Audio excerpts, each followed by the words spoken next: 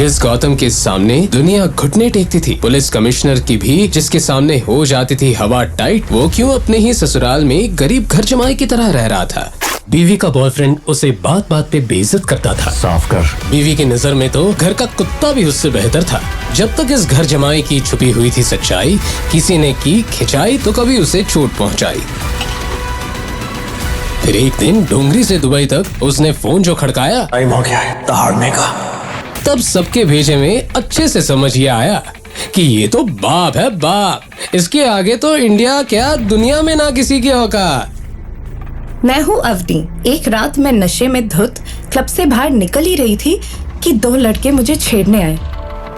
तभी वहाँ मेरा पति गौतम आया। एक बार के लिए ऐसा लगा कि उन गुंडों को वो मारेगा और सबक सिखाएगा।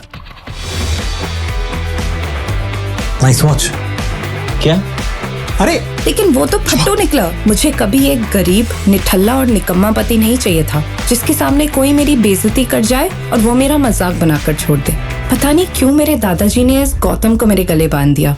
एक ऐसा पति जो ससुराल में बर्तन धोता है, झाड़ू पोछा लगाता है। इस गौतम की वजह से हमारे पूरे अग्रवाल खानदान का मजाक बन के रह गया है। मेरा सपना था कि मुझे एक ऐसा पति मिले जो बहुत अमीर हो, जो मुझे महंगे रिंग्स देकर बार बार मुझे स्पेशल फील करवाए, जो हमारी बिजनेस को आसमान की ऊंचाई तक ले जाए, ना कि गौतम जैसा गरीब पति जो मुझ जैसी करोड़पति बाप की बेटी को 10 रुपए का नकली फूल भी ना गिफ्ट कर पाए। आप लोग यही सोच रहे हैं ना कि आखिर मेरी ऐसी क्या मजबूरी थी जो मुझे ऐसे सड़क छाप से शादी करनी पड़ी। लेकिन इस सवाल का जवाब सिर्फ मेरे दादाजी के पास था। पता नहीं उन्होंने इस निकम्मे गौतम में ऐसा क्या देख लिया जो जबरदस्ती मेरी शादी इस फटेहाल से करवा दी। शादी के बाद मैं रोज गौतम पर चिल्लाती थी। मैंने उससे सैकड़ों बार कहा है कि कम से कम 5,000 की नौकरी कर ले, लेकिन उससे अपनी बीवी और ससुराल वालों का ड्राइवर और नौकर बनने के अलावा कुछ और सोचता ही नहीं। फिर एक दिन तो मानो जैसे लॉटरी ही लग गई। शहर के सबसे बड़े बिजनेसमैन कबीर गोइंका ने 50 करोड़ की डील साइन करने के लिए मुझे अपने ऑफिस बुलाया।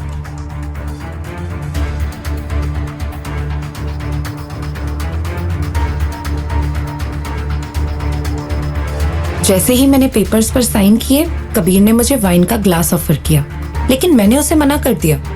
पर वो माना ही नहीं और मुझे जबरदस्ती वाइन पिलाने लगा। मुझे समझ नहीं आ रहा था कि कबीर की बदतमीजी का मैं क्या जवाब दूं कि तभी कबीर के चेहरे पर एक जोरदार गुस्सा पड़ा। मैं हैरान रह गई क्योंकि कबीर को मारने वाला कोई और नहीं, मेरा पति गौतम था। You are finished man. 2 कौड़ी के आदमी घर पे बीवी के टुकड़ों पे पलता है और यहाँ मुझे मारने की हिम्मत दिखा रहा है। तेरे साथ अवनी का पूरा परिवार झेल जाएगा। देख तो ये मार तुझे इतनी महंगी पड़ेगी कि तेरी 7 पुश्तें मुझे किस्तें भरती रहेंगे। अभी भी वक्त है। गौतम ने एक हीरो की तरह वो डॉक्यूमेंट्स फाड़कर कबीर के मुंह पे फेंक दिए। वैसे तो मैं यही चाहती थी कि मेरा पति मुझे प्रोटेक्ट कर सके, पर फिर मुझे इतना डर क्यों लग रहा था? शायद मुझे अपना फ्यूचर दिखने लगा था, वो फ्यूचर जिसमें मैं गौतम की ही तरह लोगों के घर बर्तन मांजूंगी। मैं डर गई। कबीर प्लीज, मैं गौतम की तरफ से तुमसे माफी मांग रही हूँ। प्लीज इसे माफ कर दो। तुम यहाँ क्या कर रही हो यार? ये आदमी अब जिंदा नहीं बचेगा और साथ साथ तुम्हें मेरे हवाले करके जाएगा। तुझे मेरे आदमी जिंदा नहीं छोड़ेंगे। इतना कहते ही कबीर ने किसी को फोन मिला दिया। मैं गौतम को कबीर के ऑफिस से भागने के लिए बोलती रही, लेकिन कुछ ही वक्त में वहाँ कबीर के बुलाए हुए गुंडे आ गए, जिन्हें देखकर मुझे गौतम की जिंदगी खत्म होती हुई दिखने लगी। उनमें से एक गुंडे ने गौतम पर हमला करने की कोशिश की, लेकिन गौतम ने पलटवार किया और एक सुपर हीरो की तरह उस गुंडे को पीटा। ये सब देख कबीर के होश उड़ गए। फिर उसके बाद गौतम ने बाकी गुंडों को इशारा करते हुए आगे बढ़ने को कहा। गौतम के उंगली में पहनी अंगूठी देखकर उन गुंडों की हालत खराब हो गई। उन्होंने डर कर गौतम के सामने अपने घुटने टेक दिए और माफी मांगने लगे। लेकिन क्यों? ये ना कबीर को समझ में आ रहा था और ना मुझे। गौतम ने मेरा हाथ पकड़ा और मुझे वहां से ले जाने लगा। आखिर क्यों? क्या हुआ था ऐसा?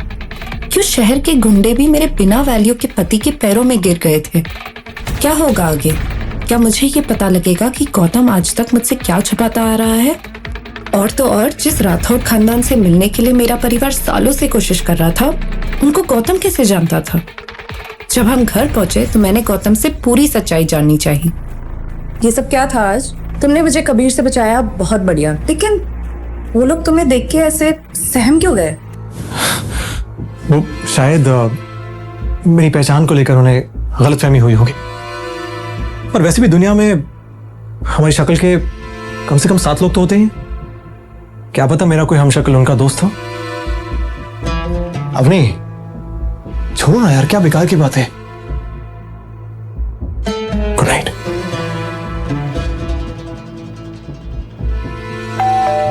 अगली सुबह घर की डोरबेल बजी। दरवाजे पर कोई और नहीं, कबीर ही था। Hi. Hi, what a pleasant surprise. This is for you. Thank you, please come. मैं कबीर की हरकत से गुस्सा थी, पर गौतम ने जो कबीर के साथ किया उससे डरी हुई भी थी। इसलिए जब कबीर ने मुझसे माफी मांगी, मैंने उसे माफ कर दिया और उसने मेरे घर आना जाना शुरू कर दिया। वो आज फिर मेरे घर आ रहा था। आज तो कुछ भी कर ले, लेकिन आज तेरी बीवी अवनी को कबीर के साथ जाने से तू रोक नहीं सकता है। अब ये काम बंद कर और जाके उसकी साड़ी को इस्त्री कर। कबीर आता ही होगा। Come on.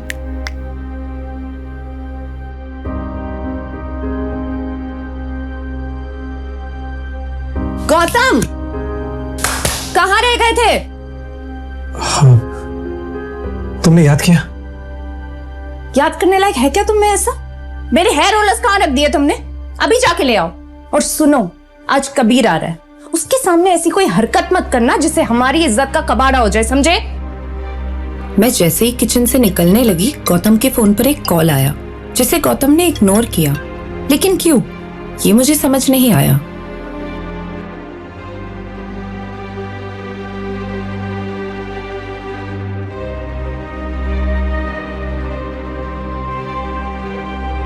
खड़े क्यों हो?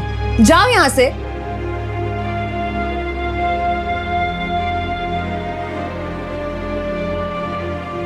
अवनी, हम पति पत्नी हैं। यही तो रोना है।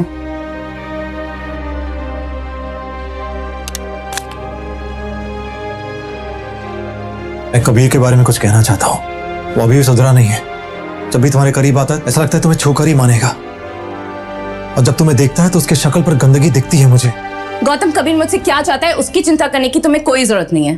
और वैसे भी वो जैसा भी है तुमसे तो बेहतर है। And for your information, Kabir मेरी नई कंपनी में इन्वेस्ट कर रहा है और मुझे नए प्रोजेक्ट्स दिलाने में मदद कर रहा है, और तुम मेरे दिए हुए टुकड़े पे जी रहे हो। अवनी, वो तुम्हें कोई प्रोजेक्ट नहीं दिलवाने वाला। वो सिर्फ तुम्हें घुमा रहा है अवनी, बस, और कुछ नहीं। गौतम प्लीज, तुम अपनी ये मनूस बातें और अपनी मनूस शक्ल ना दूर ले जाओ। और अगर मैं कबीर के साथ नहीं गई तो दादी साहब मुझे नौकरी से निकाल देगी। फिर इस घर का खर्चा, मॉम डैड का खर्चा और तुम्हारा ये बोझ कैसे उठाऊंगी? जस्ट गेट आउट यार, जस्ट लीव। मुझे 1 मिनट के लिए एहसास तो हुआ कि मैं कुछ ज्यादा ही बोल गई थी। मेरे ताने सुनकर गौतम की आंखें थपथपा गई थी।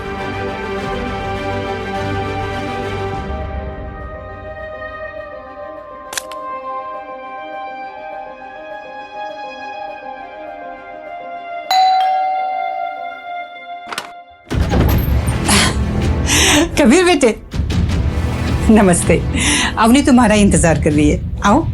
मम्मा के मुंह से कबीर का नाम सुनते ही गौतम टेंशन में आ गया था। अरे ये लो, आ गया मनूस मुंह लटकाकर। अरे अब खड़ा क्या है? कबीर आया है, जाके चाय लेकर आओ। जाओ। उसे ये एहसास हो गया था कि अब कबीर प्यार का दिखावा करके उसकी बीवी यानी मेरे करीब आने की कोशिश कर रहा है। अरे आओ ना बेटे, बैठो। मैं जैसे ही फ्रिज की तरफ बढ़ी, गौतम के फोन पर फिर से किसी अनजान नंबर से कॉल आया। लेकिन पहले की तरह वो इस बार भी कॉल कट किए जा रहा था। मुझे समझ नहीं आ रहा था कि गौतम को अचानक से इतने कॉल्स कैसे आने लगे और वो कॉल्स क्यों कट कर रहा था। मैंने कबीर के लिए साड़ी पहनी। मुझे साड़ी में देखकर गौतम देखता ही रह गया। मैं साड़ी वगैरह कम ही पहनती थी, शायद इसलिए मुझे देखकर सबके होश उड़ गए थे।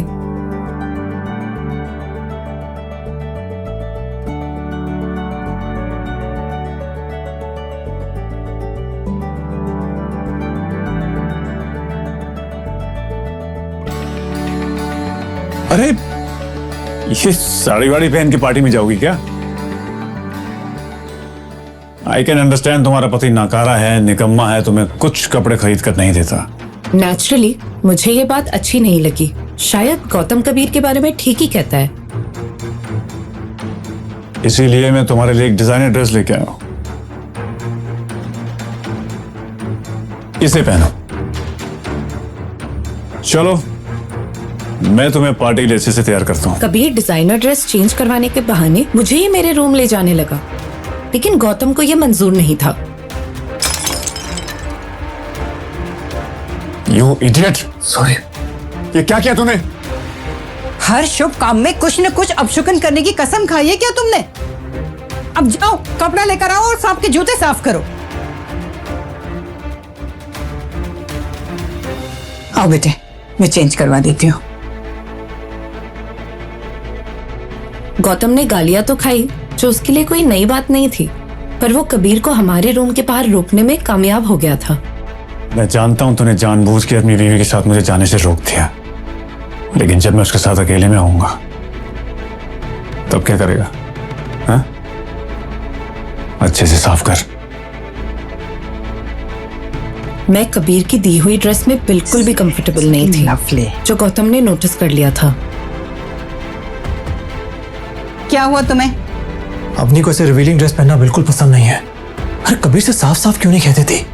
उसे खुश रखना इतना जरूरी है क्या?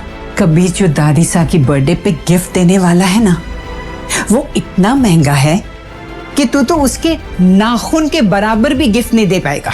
तो फिर तो तेरी बीवी कबीर के साथ ही जाएगी ना, और क्या? और तुम चाहे अपनी किडनी बेच दो, लेकिन दादी सा के बर्थडे पे अगर तुम 5 लाख से कम का गिफ्ट लेकर आए ना, तो मैं तुम्हें और तुम्हारे सामान दोनों को घर से बाहर कर दूंगी। जोधपुर की करोड़पति business family Agarwal and sons की हेड गायत्री देवी, मेरी दादी का जन्मदिन मनाया जा रहा था। रौनक तो लगनी ही थी। शहर के बड़े बड़े रईस यहाँ आए थे। बर्थडे पार्टी में मैंने कबीर के साथ एंट्री ली। मेरी नजर गौतम को ढूंढ रही थी। मुझे देखना था कि वो मेरी दादी को क्या गिफ्ट देने वाला है, लेकिन उसके हाथ में एक छोटा सा बॉक्स देखकर मुझे गुस्सा आ गया। ये क्या है गिफ्ट के नाम पे? कैसी गंदी सी पैकिंग है ये। अच्छा सुनो, जब बाकी गेस्ट वहाँ जाके दादी सा को अपना गिफ्ट दे, तो तुम छुपके से जाके वहां पे अपना बॉक्स रख देना, समझे? पता नहीं दादाजी ने किस जंग का बदला लिया है मुझसे, तो तुम जैसे गरीब के साथ मुझ जैसे करोड़पति की शादी करा दी। ना तो पैसे हैं और ना तमीज। जाओ।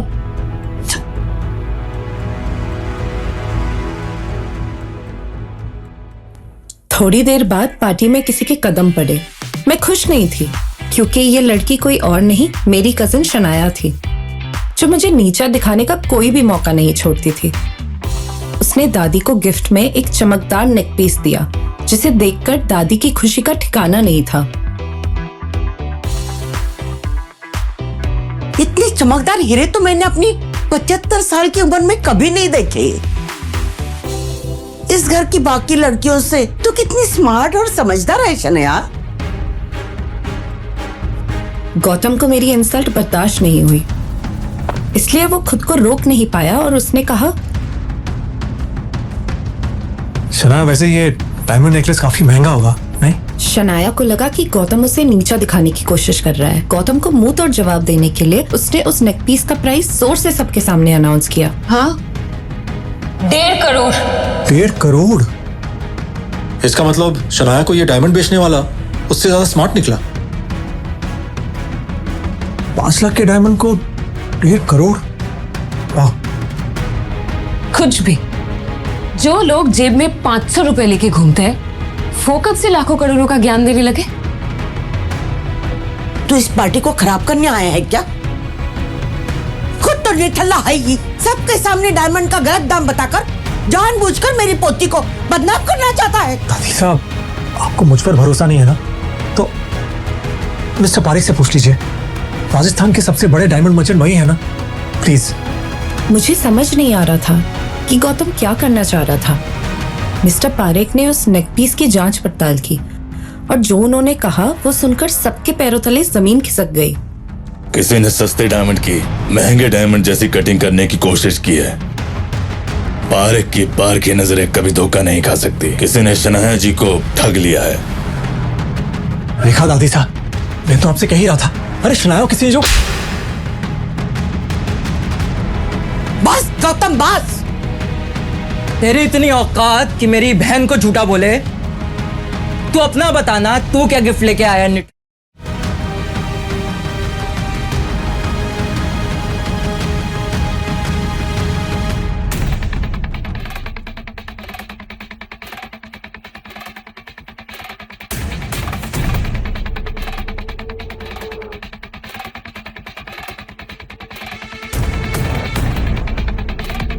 ये क्या?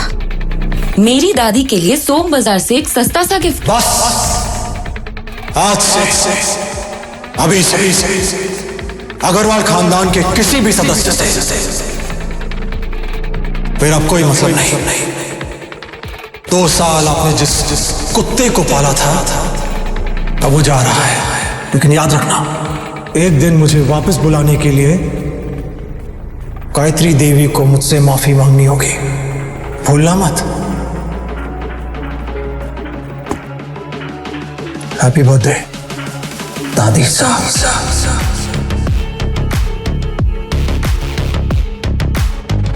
जैसे ही दादी ने गौतम का दिया हुआ गिफ्ट बॉक्स खोला, उनके होश उड़ गए। अरे रोको, कोई रोको गौतम को। 2 साल हमारे साथ रह रहा है, लेकिन हम जान नहीं पाए कि हमारे साथ कौन रह रहा है। मैंने तो उसको झापड़ मार दी और बर्बाद हो जाएंगे। आखिर क्या है उस बॉक्स के अंदर जिसे देखकर गायत्री देवी इतना घबरा गई? कौन था जिसने गौतम को बॉक्स ला कर दिया? कौन है गौतम? क्या है उसकी असलियत? क्या वो अपनी असलियत छुपा रहा है? क्या गौतम वापस आएगा? क्या होगा गायत्री देवी और अग्रवाल फैमिली के साथ? गौतम कहाँ खो गए? कहते हुए अवनी ने उसे झकझोर दिया। गौतम यकीनन खुली आंखों से सपना देख रहा था। वो यही सोच रहा था कि यह महंगा नेकलेस अभी के अभी दादीसा को दे और अपनी असलियत बता दे, पर शायद यह सही नहीं होगा। अपनी सच्चाई अभी बाहर लाने के लिए गौतम तैयार नहीं था। उसने धीरे से गिफ्ट छुपाने की कोशिश की, मगर तभी नील ने वो गिफ्ट बोझ छीन लिया। अरे, इसमें तो बेहद कीमती हार है। इस कंगाल के पास कहां से आया? जरूर चुराया होगा। नील की बात सुनते ही सभी लोग घर के अंदर जमा हो गए। सभी की तीखी नजरें देखकर अवनी का मन सहम चुका था। वो शर्मिंदगी से किसी को देख भी नहीं पा रही थी। ये देखिए, हमारा प्यारा घर जमाई कितना बड़ा हाथ मारने जा रहा था। किसी की नजर यहां नहीं थी और इसने हाथ साफ कर लिया। अच्छा हुआ मैंने इन भाई साहब को देख लिया, वरना पता नहीं इसका और क्या क्या दहेज का सामान चुराने का इरादा था। ये बात सुनते ही शनाया ने नील के हाथ से नेकलेस ले लिया और उसे ध्यान से देखने लगी। शनाया ने गुस्से में अपनी दादी से कहा, दादी साई, वही 13 लाख वाला नेकलेस है जो मुझे ज्वेलरी स्टोर में पसंद आया था। ये देखिए, इस घर जमाई ने 1,02 लाख पर नहीं, सीधा 13 लाख पर अपना हाथ मारा है। गायत्री देवी ने उसी वक्त अपने चेहरे से चश्मा हटा लिया और घूरकर गौतम को देखने लगी। शनाया अपनी बात कहते हुए गायत्री देवी के पास आ गई और रोते हुए बोली, जरूर राठौड़ परिवार को पता होगा कि मुझे ये नेकलेस बहुत पसंद है, इसलिए उन्होंने खास मेरे लिए इसे यहाँ पैक करवा कर भेजा है। लेकिन इस गौतम के बच्चे की नजर हमारी सारी चीजों पर है। दादी साहब, आप पुलिस को फोन कीजिए, इसे आज के आज पुलिस के हवाले करना होगा। अगर आज इसे छोड़ दिया तो इसकी हिम्मत और बढ़ जाएगी। शनाया की बात सुनकर गायत्री देवी गुस्से में गौतम और अवनी के सामने जाकर खड़ी हो गई। आखिर तुम चाहते क्या हो? हमारे घर की खुशियाँ तुमसे बर्दाश्त नहीं होती क्या? ये आवाज सुनकर अवनी का दिल सहम गया। गीता और अनिल की आंखों में बेचैनी साफ दिखाई दे रही थी। इससे पहले कि गायत्री देवी आगे कुछ पूछती, अवनी ने धीमी आवाज में कहा, गौतम, सच सच बताओ, तुम्हारे पास ये नेकलेस कहाँ से आया? मैं अगर कुछ कहूंगा तो तुम मेरी बात का यकीन करोगी?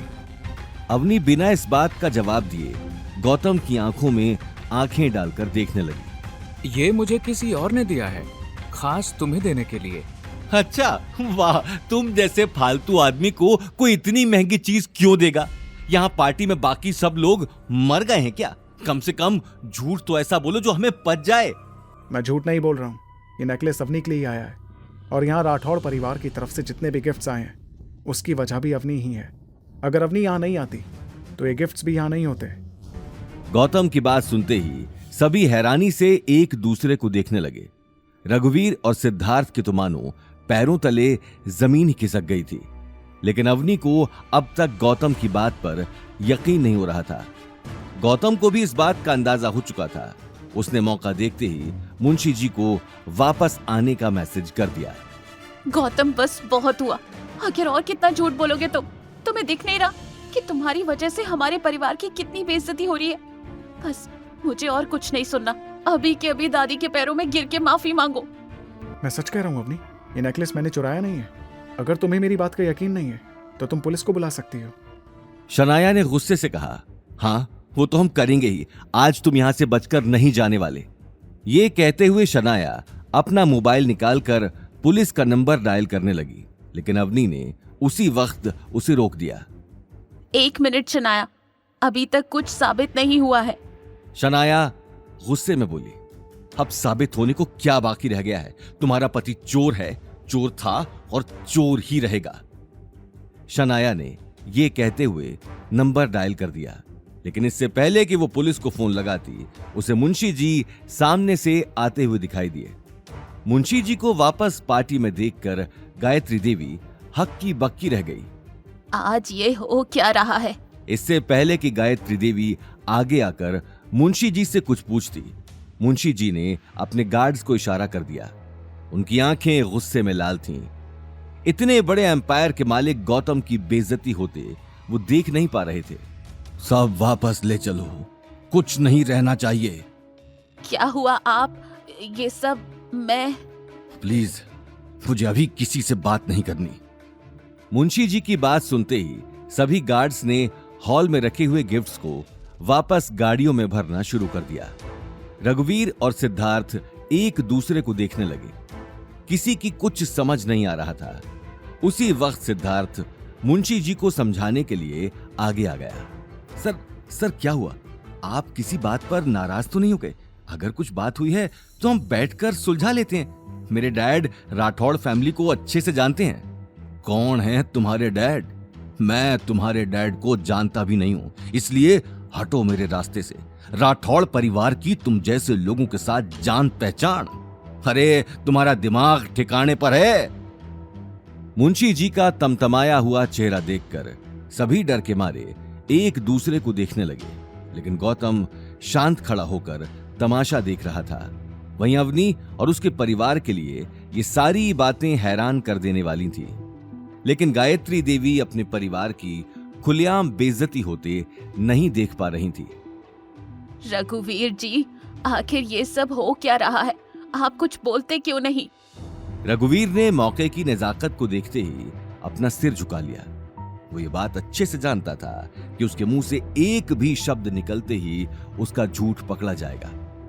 नील अब तक गायत्री देवी को देख रहा था। वो अपनी बहन और दादी का मायूस चेहरा नहीं देख पा रहा था।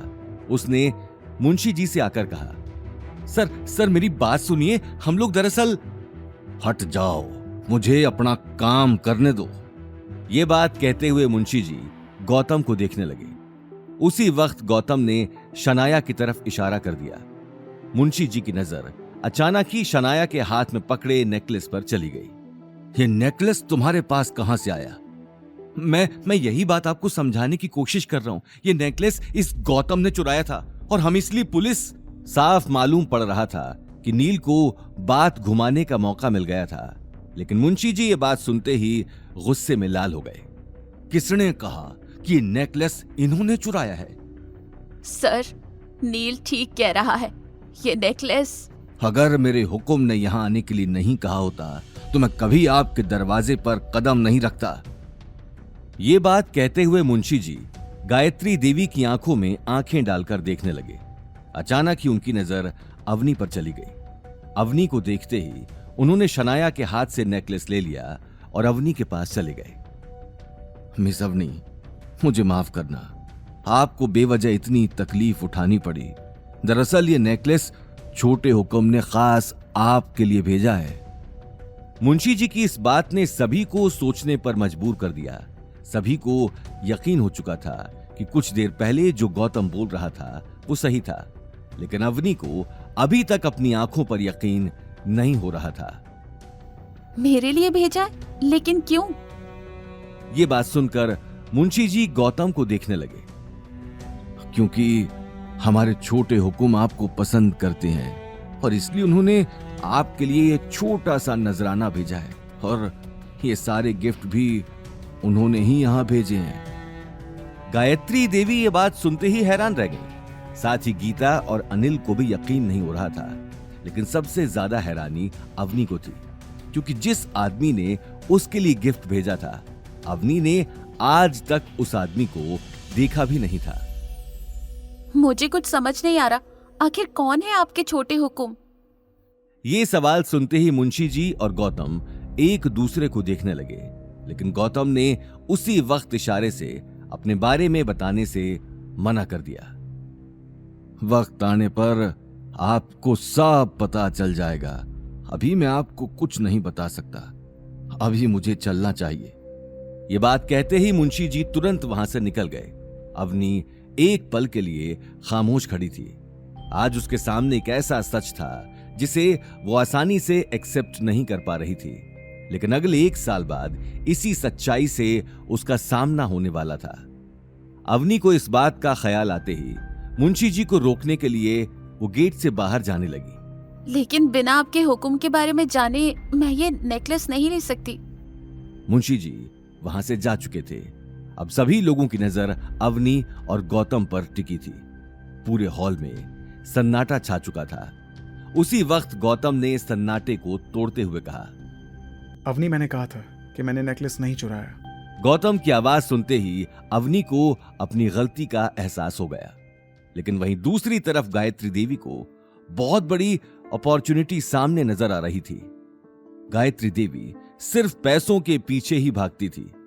उम्र बढ़ने के साथ साथ उसके दिमाग में पैसों का भूत बढ़ता जा रहा था, और अब तो अवनी जैसा बहुत बड़ा बैंक उसके सामने था, जिस पर जोधपुर का शाही परिवार दिल लुटा बैठा था।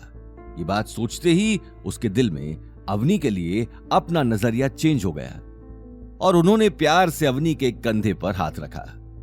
अवनी, तुमने कभी मुझसे इस बात का जिक्र नहीं किया कि तुम इतने बड़े परिवार को जानती हो, और तो और दादी सा आपको गलतफहमी हुई है। मुझे खुद इस बात का कुछ अंदाजा नहीं है। बस अब कितना छुपाओगी? सच कहूँ तो गलती मेरी ही है। मैंने कभी तुमसे अच्छे से बात नहीं की, हमेशा तुम्हें डांटा। बेटा, मुझे माफ कर दो, लेकिन इस तरह अपनी दादी सा से कुछ छुपाओ तो मत। अचानक गायत्री देवी का बदला हुआ रूप देखकर शनाया का चेहरा गुस्से में तमतमा गया। वहीं गीता और अनिल हैरान रह गए और एक दूसरे को देखने लगे। एक ही झटके में पार्टी में आए हुए लोगों की नजरों में अवनी के लिए इज्जत बढ़ गई, और गीता ये मौका हाथ से नहीं जाने देने वाली थी। लेकिन इससे पहले कि गीता आगे कुछ बोलती, अवनी ने कहा, दादी सा, अब मैं कैसे समझाऊं कि मैं... ठीक है अवनी बेटा, अब अपने दिमाग पर इतना जोर मत डाल। मासा, अब अवनी की उम्र ही क्या है, और ऊपर से मेरी बेटी मेरी तरह ही इतनी ब्यूटीफुल भी है। हो सकता है अवनी ने जोधपुर के छोटे हुकुम को नहीं देखा हो, लेकिन उनकी नजर तो मेरी बेटी के ऊपर पड़ गई है। ये बात कहते हुए गीता गायत्री देवी को देखने लगी। अवनी बेटा, देख, तकदीर खुद तेरे पास आई है, इसीलिए आज मेरी बात को मत टालना। तो प्लीज इस गौतम को डिवोर्स दे दे, और जोधपुर के छोटे हुकुम, जिंदगी में पहली बार तुम्हारी माँ ने कोई ढंग की बात की है। मेरा भी यही कहना है कि जितनी जल्दी हो सके इस गौतम को तलाक दो। वैसे भी जब से तुम्हारी इससे शादी हुई है तब से... गायत्री देवी गौतम के पास आकर उसकी आंखों में देखने लगी। अवनी अब गौतम के खिलाफ नहीं सुन सकती थी। वो अगले ही पल गौतम और गायत्री देवी के बीच आकर खड़ी हो गई। बस दादी सा, इस बार गौतम की कोई गलती नहीं थी। उसके बावजूद भी आप लोगों ने उसे इतना कुछ कहा, लेकिन अब और नहीं, और मैं गौतम को डिवोर्स नहीं देने वाली। अवनी की आंखों में खुद के लिए गुस्सा देखकर गायत्री देवी का चेहरा तमतमा गया। परिवार में आज तक किसी ने भी गायत्री देवी की बात काटने की हिम्मत नहीं की थी। तुम जैसी बित्ते भर की लड़की की इतनी हिम्मत कि तुमने मेरी बात बीच में काटी। मैंने सोचा तुम्हारे अंदर थोड़ी सी तो अकल बची होगी, लेकिन तुम्हारा दिमाग भी तुम्हारे बाप की तरह बिल्कुल खाली है। अरे जब अपने पति की इतनी ही पड़ी है तो फिर शादी के बाद अपने पीछे आशिक क्यों लगा रखे हैं? बाहर चक्कर चलाने से पहले कम से कम अपने पीछे लगे नाम का तो ख्याल कर लेती। कम से कम हमारी इज्जत तो बची रहती। एक के बाद एक गायत्री देवी ने बंदूक की गोली की तरह कड़वी बातें बरसाना शुरू कर दिया। अवनी की आंखों की कोर गीली हो चुकी थी। गौतम अवनी को इस हालत में नहीं देख पा रहा था। साथ ही अनिल और गीता को भी इन बातों से बहुत बड़ा धक्का लग चुका था। अनिल ने उसी वक्त आगे आकर अवनी के कंधे पर हाथ रख दिया। मासा, बहुत हुआ, इससे ज्यादा मैं नहीं सुन सकता। अगर हम आपकी नजरों में इतने ही अखरते हैं तो हमें यहां होना ही नहीं चाहिए। ये बात कहते हुए अनिल और गीता अवनी को लेकर वहां से निकल गए। गौतम भी बिना कुछ कहे उनके पीछे चला गया। उन्हें जाते हुए देखकर गायत्री देवी की आंखें अंगारों की तरह लाल हो गईं। निकल जाओ यहाँ से और दोबारा इस घर में आने की सोचना भी मत। अवनी और गौतम के जाते ही पूरे हॉल में एक सन्नाटा छा चुका था। वहीं गायत्री देवी की आंखों में अब तक गुस्सा चढ़ा हुआ था, लेकिन इस पूरे तमाशे के चलते आज शनाया की सगाई खराब हो चुकी थी। घर आए हुए मेहमानों के साथ साथ रघुवीर और सिद्धार्थ पंडित के चेहरे पर नाराजगी साफ दिखाई दे रही थी और इस नाराजगी को देखकर शनाया अंदर ही अंदर अवनी और गौतम को कोस रही थी। अपनी बहन का उतरा हुआ चेहरा देखते ही नील ने आकर उसे गले लगा लिया। शनाया, बस, अब रोने की जरूरत नहीं है। अब रोएगा तो ये गौतम और उसके साथ साथ उसकी प्यारी पत्नी अवनी। ये बात कहते हुए नील एकटक गेट के बाहर देखने लगा। वहीं दूसरी तरफ अवनी ने बाहर निकलते ही अपने चेहरे से आंसू साफ कर लिए। कुछ ही देर में सभी कार में बैठकर घर की तरफ निकल गए। अवनी अपने कहे हुए शब्दों पर पछता रही थी जो उसने गौतम से कहे थे। उसने गौतम को कार चलाते हुए देखकर कहा, गौतम, तुम्हें नील से उलझने की जरूरत नहीं है। उससे जितना हो सके दूर ही रहना। हाँ अवनी, लेकिन मैं बस यही समझा रहा था कि उसने मेरे ऊपर झूठा इल्जाम लगाया है। उसके लिए सॉरी, लेकिन उससे जितना हो सके दूर रहना। उसका उठना बैठना गुंडों के साथ है। अगर उससे पंगा लिया तो वो बदला जरूर लेगा। मुझे बचपन से नील पसंद नहीं। ठीक है, मैं इस बात का ध्यान रखूंगा, लेकिन मुझे नहीं लगता कि वो कुछ करेगा। गीता और अनिल कार की बैक सीट पर चुपचाप बैठे थे। गीता की आंखों में गुस्सा तो था, लेकिन वो शायद घर पहुंचने का ही इंतजार कर रही थी। वहीं अवनी अभी तक नेकलेस अचानक गौतम के पास आने की बात पचा नहीं पा रही थी। अच्छा, एक बात बताओ, आखिर तुम्हारा राठौर परिवार के साथ क्या रिश्ता है? आखिर उस आदमी ने इतने सारे लोगों में तुम्हें ही क्यों वो नेकलेस दिया? ये बात सुनते ही गौतम का मन हुआ कि अवनी को आज अपनी सच्चाई बता दे, लेकिन अगले ही पल उसे दीपशिखा का ख्याल आ गया, जिसके साथ उसे 1 साल बाद शादी करनी थी। इस बात का ख्याल आते ही उसने अपने आप को रोक दिया। नहीं अवनी, मैं तो जानता भी नहीं राठौड़ फैमिली को। कल जब तुम सब लोग चले गए थे तब मुझे वो बुजुर्ग आदमी ज्वेलरी शॉप पर मिला था और उसी ने मुझे वो नेकलेस दिया। इससे पहले मैं उससे कुछ पूछता, वो वहां से निकल गया। उसने बस इतना ही कहा कि नेकलेस तुम्हें दे दूं। सच में यही बात है? सच में यही बात है। अभी तुम्हारे सामने तो उस आदमी ने खुद कहा। गीता ने ये बात सुनते ही भौहें चढ़ा ली और बड़बड़ाने लगी। अच्छा हुआ नेकलेस ही दिया। बम दिया होता तो ये आदमी उसे भी घर ले आता। अकल तो वैसे भी नहीं है इस आदमी में। पता नहीं भगवान जब अकल बांट रहे थे तब ये आदमी कहाँ गया था। अवनी अपनी मॉम की बात को नजरअंदाज करके गौतम को समझाने लगी। गौतम का भी ध्यान कार चलाने में ही था। गौतम, ऐसे किसी से भी कुछ भी लेने की जरूरत नहीं है। तुम जानते नहीं हो कि लोग तुम्हारा कैसे फायदा उठा लेते हैं। आइंदा जब तक सामने वाले से कोई जान पहचान ना हो तब तक उससे कुछ मत लेना। हाँ, आइंदा कभी ऐसी गलती नहीं होगी। गौतम से बात करने के बाद अवनी कार से बाहर देखने लगी। वो समझ गई थी कि मुंशी जी के पास गौतम से अच्छा जरिया नहीं था अपनी बात पहुंचाने का, लेकिन वो इस बात से बेखबर थी कि मुंशी जी ने गौतम के कहने पर ही ये सारा नाटक खेला था। वहीं दूसरी तरफ गौतम कार चलाते हुए बार बार अवनी को देख रहा था अवनी से झूठ बोलने की बात उसे अंदर ही अंदर कचोट रही थी। अवनी, मुझे माफ करना, मैंने तुमसे झूठ बोला, लेकिन क्या करूं, इसके सिवाय मेरे पास कोई और रास्ता नहीं था। अगर तुम्हें सच बताता हूं तो मुंशी जी से किया हुआ वादा तोड़ना पड़ेगा, इसलिए अगले 1 साल तक मैं तुम्हें सच नहीं बताऊंगा। अग्रवाल हाउस से वापस आने के बाद सभी के चेहरे पर मायूसी छाई थी। सभी एक एक कर घर के अंदर चले गए। रात हो चुकी थी। गीता ने अंदर कदम रखते ही गौतम के ऊपर एक खड़ूस सास की तरह ताने बरसाने शुरू कर दिए। गौतम भी सिर झुकाए सुनता जा रहा था। शक्ल तो देखो इस ढीठ की, इतना सब कुछ सुनने के बाद भी बेशर्मों की तरह खड़ा है, मुंह में जैसे दही जमा रखा हो।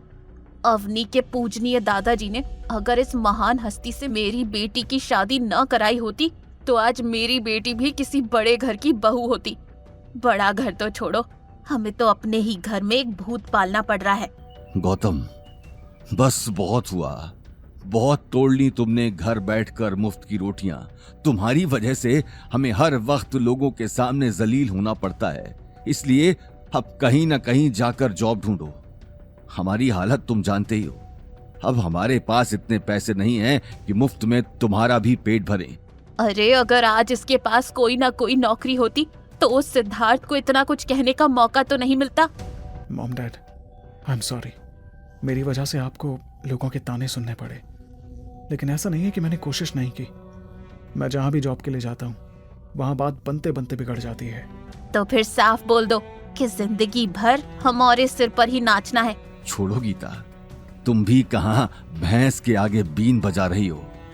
गौतम ने अपना सिर शर्म से नीचे कर लिया। अवनी बिना कुछ कहे उसे देख रही थी। मैं कोशिश करूंगा कि जितना जल्दी हो सके कोई ना कोई नौकरी मिल जाए। कोई जरूरत नहीं है नौकरी ढूंढने की, कोई ऐसी वैसी नौकरी करोगे तो भी लोग ताने देंगे, उन्हें तो नया टॉपिक मिल जाएगा। इसीलिए यहीं घर बैठो और घर का काम करो। अवनी की बात के आगे गौतम कुछ कह नहीं पाया।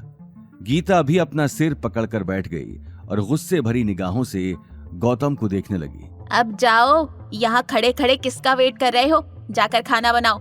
गीता की तीखी आवाज सुनकर गौतम किचन की तरफ चला गया। अगर दाल में नमक थोड़ा सा भी ज्यादा हुआ तो वह सारी दाल तुम ही बैठकर खाना। गीता ये कहते हुए अपने सिर को दबाने लगी।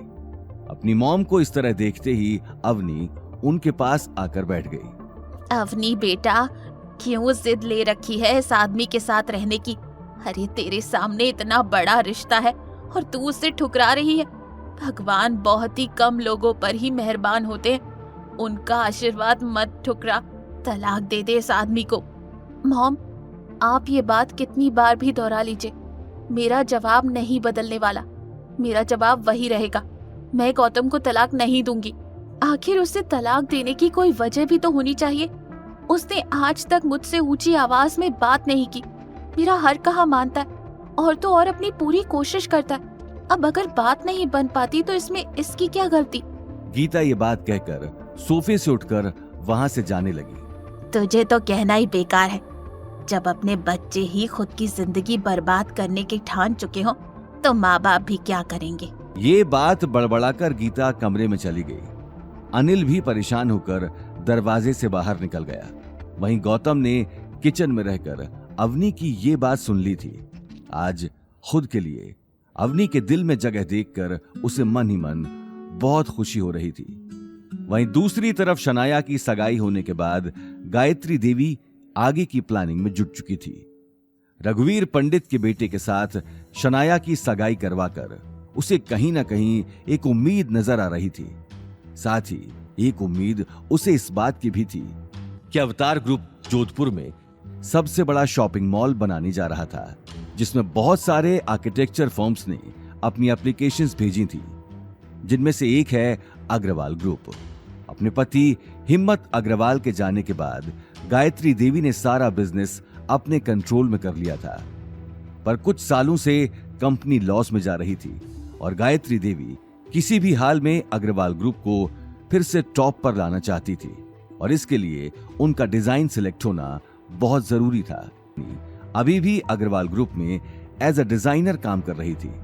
उसे उम्मीद थी कि शायद एक दिन उसके काम से खुश होकर वो उन्हें वापस अपनाएगी। अवनी को अवतार ग्रुप के प्रोजेक्ट की बात का पता लगते ही वो अपना सारा काम छोड़कर दिन रात डिजाइन बनाने में जुट गई। उसे अपने आप पे कॉन्फिडेंस था। आफ्टर ऑल मुंबई के टॉप कॉलेज से अवनी ने आर्किटेक्चर की पढ़ाई में टॉप किया था और उसका सपना था कि उसे एक दिन दादी सा अग्रवाल ग्रुप का डिजाइन डायरेक्टर बनाएंगी। अगर अवतार ग्रुप प्रोजेक्ट में अवनी का डिजाइन चुन लिया गया तो उसे अग्रवाल ग्रुप का डिजाइन डायरेक्टर बनने से कोई नहीं रोक सकता था। गौतम जब जब अवनी को रात में काम करते हुए देखता तब तब उसे ख्याल आता कि वो अभी के अभी अभिनव को फोन कर एक झटके में अवनी का डिजाइन सिलेक्ट करवा दे। पर अवनी के डिजाइन को देखकर उसे कॉन्फिडेंस था कि अवनी का ही डिजाइन सिलेक्ट होगा और वो बिना वजह अवनी की सेल्फ सक्सेस के रास्ते में नहीं आना चाहता था। और इसलिए डिजाइन सिलेक्शन मीटिंग के दिन गौतम सिर्फ अवनी को दही शक्कर खिलाकर ऑल द बेस्ट कहते हुए उसे अग्रवाल ग्रुप ड्रॉप करता है और इस प्लानिंग में लग जाता है कि अवनी जब शाम को वापस घर लौटेगी तो वो कैसे उसकी जीत को सेलिब्रेट करेगा। वहीं अवनी भी कॉन्फिडेंट थी कि आज शायद दादी सा के मन में उसके प्रति जो गुस्सा था वो डिजाइन देखकर दूर हो जाएगा। कॉन्फ्रेंस रूम में सभी लोग अपने अपने डिजाइन लेकर आ चुके थे। अवनी गायत्री देवी के पास चली जाती है। दादी सा मेरा डिजाइन। गायत्री देवी अवनी के हाथ से डिजाइन लेकर देखने लगी। ठीक है, वहां बैठ जाओ। गायत्री देवी ने बड़ी सी चेयर के चारों तरफ लगी कुर्सियों में से एक कुर्सी की तरफ इशारा कर दिया। अवनी ने जैसे ही मुड़कर उस कुर्सी पर नजर डाली उसके पैरों तले जमीन खिसक गई। सामने नील बैठा था जिसकी आंखों में अब तक बदले की आग भड़क रही थी। अवनी ने एक पल रुककर गहरी सांस ली और अगले ही पल उसके पास जाकर बैठ गई। अवनी, तुम क्यों यहां अपना टाइम बर्बाद करने आई हो? इससे अच्छा तो तुम अपने उस सुमेर पैलेस के आशिक से कहती तो वो तुम्हारा डिजाइन एक झटके में सिलेक्ट करवा देता। ज्यादा से ज्यादा क्या होता, तुम्हें उसके साथ एक रात ही तो गुजारनी पड़ती। मेरी छोड़ो, भूलो मत सिर्फ दादी सा की वजह से ही तुम इस कुर्सी पर बैठे हो, वरना तुम ये जगह डिजर्व नहीं करते। तुम्हारा आर्किटेक्ट और डिजाइनिंग से दूर दूर तक कोई लेना देना नहीं है। नील ये बात सुनकर अपने आसपास देखने लगा। हालांकि गुस्से से उसका शरीर गर्म हो चुका था, लेकिन इस वक्त वो बात आगे बढ़ाकर गायत्री देवी की इज्जत खराब नहीं करना चाहता था, पर वो अवनी को बिना सबक सिखाए ऐसे जाने भी नहीं देना चाहता था। देखते ही देखते वो घड़ी आ जाती है जिसका सभी को इंतजार था। कॉन्फ्रेंस रूम में अवनी और घर में गौतम दोनों बेसब्री से इंतजार कर रहे थे उस पल का जब गायत्री देवी अवनी का नाम लेगी। गौतम से और रहा नहीं जाता और वो अवनी को कॉल लगाता है, पर अवनी गौतम का कॉल नहीं उठाती है। कुछ घंटों बाद वो फिर से अवनी को कॉल करता है, पर अवनी का कॉल स्विच्ड ऑफ आता है। गौतम अब टेंशन में आ जाता है। उसे बहुत ही स्ट्रांग फीलिंग आती है कि अवनी ठीक नहीं है। वो अवनी के ऑफिस में लैंडलाइन पर कॉल करता है और उसे पता चलता है कि अवनी बहुत पहले ही ऑफिस से निकल चुकी थी। गौतम अवनी को ढूंढने जाने ही वाला होता है कि तभी उसे डोरबेल की आवाज सुनाई दी। गीता हॉल में ही बैठकर टीवी देख रही थी। गौतम ने किचन से बाहर निकलकर जैसे ही दरवाजा खोला तो वो भौचक्का रह गया। सामने अवनी खड़ी थी और उसके चेहरे का रंग पूरी तरह से उड़ा हुआ था। इससे पहले कि गौतम कुछ पूछता, अवनी बिना कुछ कहे अपने कमरे में चली गई। अवनी का इस तरह वहां से चले जाना गौतम को समझ नहीं आया। उसने एक नजर गीता को देखा, लेकिन गीता की आंखें टीवी में चल रहे प्रोग्राम पर थीं। गौतम अगले ही पल अवनी के पीछे चला गया। रूम में जाते ही उसने देखा अवनी खिड़की के पास खड़ी थी। गौतम की बेचैनी अब बढ़ती जा रही थी। वो हिम्मत करके अवनी के पास चला गया। अवनी, क्या हुआ? तुम ऐसे परेशान क्यों हो? उस नील ने कुछ किया क्या? गौतम प्लीज मुझे थोड़ी देर के लिए अकेला छोड़ दो। ये बात सुनकर गौतम दरवाजे की तरफ बढ़ गया, लेकिन तभी उसके कदम रुक गए। क्या हुआ? तुम्हारा डिजाइन सेलेक्ट नहीं हुआ? ये बात सुनते ही अवनी की आंख से आंसू गिरकर उसके गालों पर आ गए। हाँ, मैं फेल हो गई गौतम।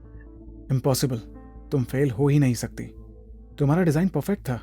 तुम्हें क्या पता परफेक्ट डिजाइन क्या होता है? सॉरी गौतम, आई नो तुम सिर्फ मुझे चीयर अप करने की कोशिश कर रहे हो, पर मुझे इस बात का इतना दुख नहीं है कि मेरी डिजाइन सिलेक्ट नहीं हुई, जितना दुख इस बात का है कि दादी ने नील का डिजाइन सिलेक्ट कर लिया है। क्या दादी सा ऐसा कैसे कर सकती हैं? तुम्हारे डिजाइन से मुकाबला वो नील कभी नहीं कर सकता। तुम्हारी डिजाइन सच में बेस्ट थी। अब क्या फर्क पड़ता है मेरा डिजाइन कैसा था, कितना अच्छा था? इन सब बातों का अब कोई मतलब नहीं है। मुझे अभी तक इस बात पर यकीन नहीं हो रहा। आखिर दादी साहब तुम्हें और नील को कंपेयर भी कैसे कर सकती हैं? I mean, वो कहां और कहां तुम? अवनी, इन सबके पीछे जरूर कुछ ना कुछ गड़बड़ है। अगर कुछ गड़बड़ है तो भी मैं कुछ नहीं कर सकती। दादी सा ने नील का डिजाइन दिखाने से भी मना कर दिया। उन्होंने कहा कि ये कंपनी पॉलिसी के अगेंस्ट है। एक बार डिजाइन अवतार में सबमिट होके सिलेक्ट हो जाए तभी वो हम सबको डिजाइन दिखाएंगी, ताकि वो डिजाइन लीक ना हो। आज नहीं तो कल लोगों को सच तो पता लग ही जाएगा, क्योंकि दादी सा को डिजाइन सबके सामने लाना तो पड़ेगा ही। ज्यादा दिन तक वो छुपा कर तो नहीं रख सकती। ये बात सुनकर अवनी आगे कुछ नहीं कह पाई, लेकिन गौतम की आंखों में आग भड़क चुकी थी। वो अब जल्द से जल्द इस पूरे मामले की जांच करने वाला था। उसे पक्का यकीन था कि गायत्री देवी ने जानबूझ के अवनी के साथ पिछले दिनों का बदला लिया है। और गौतम का शक सही साबित होता है जब अग्रवाल ग्रुप में दादी सा नील को डिजाइन अवतार ग्रुप में सबमिट करने के लिए देती हैं। और नील डिजाइन को देखकर शॉक्ड हो जाता है, क्योंकि वो उसका बनाया हुआ डिजाइन नहीं है, बल्कि अवनी का डिजाइन है। दादी सा, इसका मतलब आपने अवनी का डिजाइन मेरे नाम से रिप्रेजेंट किया है? हाँ, ये डिजाइन अवनी का ही है, लेकिन वो मेरी कंपनी में डिजाइन डायरेक्टर की पोस्ट डिजर्व नहीं करती।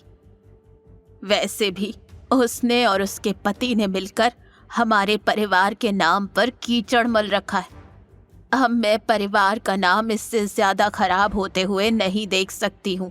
तुम अग्रवाल परिवार का होने वाला कल हो और तुम ये ज्यादा डिजर्व करते हो।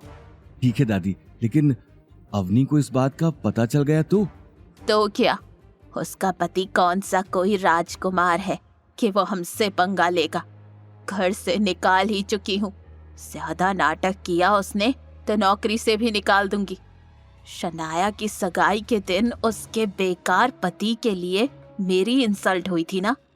अब देखो क्या क्या होता है उन दोनों के साथ। एक तरफ गायत्री देवी अवनी से बदला लेने का पहला कदम बढ़ा चुकी थी, वहीं दूसरी तरफ गौतम अवनी को दुखी नहीं देख पा रहा था। वो मान ही नहीं सकता था कि नील जैसा अय्याश आदमी, जिसे सिर्फ पार्टी करने का शौक है, वो अपने दिन रात डिजाइन बनाने में लगाएगा। और गौतम को यह भी पता था कि गायत्री देवी कितनी एम्बिशियस है। वो अवनी को नीचा जरूर दिखाना चाहती थी, पर वो उसके लिए अवतार ग्रुप के प्रोजेक्ट खोने का रिस्क नहीं लेने वाली थी। तो फिर अवनी के डिजाइन से बेटर डिजाइन उसे कहां से मिला होगा? गौतम मुंशी जी को कॉल लगाकर उनसे फाइंड आउट करना चाहता है कि क्या नील या गायत्री देवी ने किसी इंटरनेशनल डिजाइनर का काम चुराया है, क्योंकि उसे कॉन्फिडेंस था कि राजस्थान में क्या इंडिया में भी कोई भी अवनी के इस डिजाइन को बीट नहीं कर सकता था। देखते ही देखते दिन निकल गया। अवनी अनिल और गीता से ऑफिस में क्या हुआ छुपाती है और गौतम से भी कहती है कि इस बारे में वो उनसे कुछ ना कहे। अवनी ऑफिस के लिए निकली और अभी भी उसकी आंखों में वही मायूसी छाई हुई थी। गौतम अवनी के साथ ऑफिस जाना चाहता था। वो उसे उदास अकेले में नहीं छोड़ना चाहता था, पर गीता को लगता है कि गौतम घर के कामकाज में कामचोरी करना चाहता है, और तब वो पैर दर्द का बहाना बनाती है और गौतम से अपने पैर दबवाती है। वो गौतम को 1 मिनट भी अकेला नहीं छोड़ती कि वो मुंशी जी या अभिनव से ये पता कराए कि अग्रवाल ग्रुप में क्या हो रहा है। बार बार उसके दिमाग में अवनी का वो मायूस चेहरा आता रहता है, पर वो जितने भी बहाने बनाए, गीता उससे कोई ना कोई काम कराती ही रहती है। वहीं दूसरी तरफ गायत्री देवी ने अभिनव गुप्ता के पास अवनी का डिजाइन भेज दिया, जिस पर अब नील का नाम लिखा था। अभिनव ने एक ही नजर में आने वाले प्रोजेक्ट के लिए उस डिजाइन को सिलेक्ट कर लिया। पूरी कंपनी में खुशी का माहौल छाया हुआ था, लेकिन सबसे ज्यादा खुशी शनाया और नील को थी, क्योंकि नील अब कंपनी का डिजाइन डायरेक्टर बन चुका था। वहीं अवनी को कंपनी में आते ही कुछ अलग सा फील होने लगा। इससे पहले कि वो किसी से कुछ पूछती, शनाया उसके सामने आकर खड़ी हो गई और उसे ऊपर से नीचे तक देखने लगी और फिर बोली, जाओ जाकर नील का कैबिन साफ करो, वो आता ही होगा। मैं उसका कैबिन साफ क्यों करूं? मैं यहाँ उसका काम करने नहीं आती, कंपनी का काम करने आती हूँ।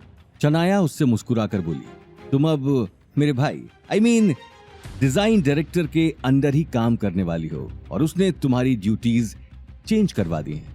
तुम्हारे पास कोई कैबिन नहीं है, जाओ जाकर ऑफिस साफ करो। इम्पॉसिबल नील, ये नहीं। शनाया तुरंत बोली, चुप, अब नील तुम्हारा बॉस है, इसलिए नील सर कहने की आदत डाल लो।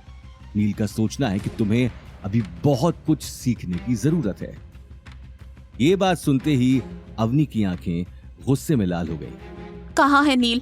मुझे उससे फेस टू फेस बात करनी है। शनाया फिर मुस्कुराकर बोली, नील अभी अवतार ग्रुप के चेयरमैन के आने का वेट कर रहा है। फाइनल कॉन्ट्रैक्ट जो साइन होने वाला है, तुम जाओ यहां से। इससे पहले कि शनाया आगे कुछ कह पाती, अवनी गुस्से में कॉन्फ्रेंस रूम के अंदर चली गई। कॉन्फ्रेंस रूम में केवल 2-3 लोग ही मौजूद थे जो टेबल साफ कर रहे थे। अभिनव गुप्ता के इंतजार में नील प्रोजेक्टर के सामने बैठा था। नील को सामने देखते ही अवनी का चेहरा गुस्से में भड़क गया। नील, तुमने मेरी ड्यूटीज चेंज करवाई हैं और मेरे कैबिन से मेरा सामान बाहर निकलवा दिया।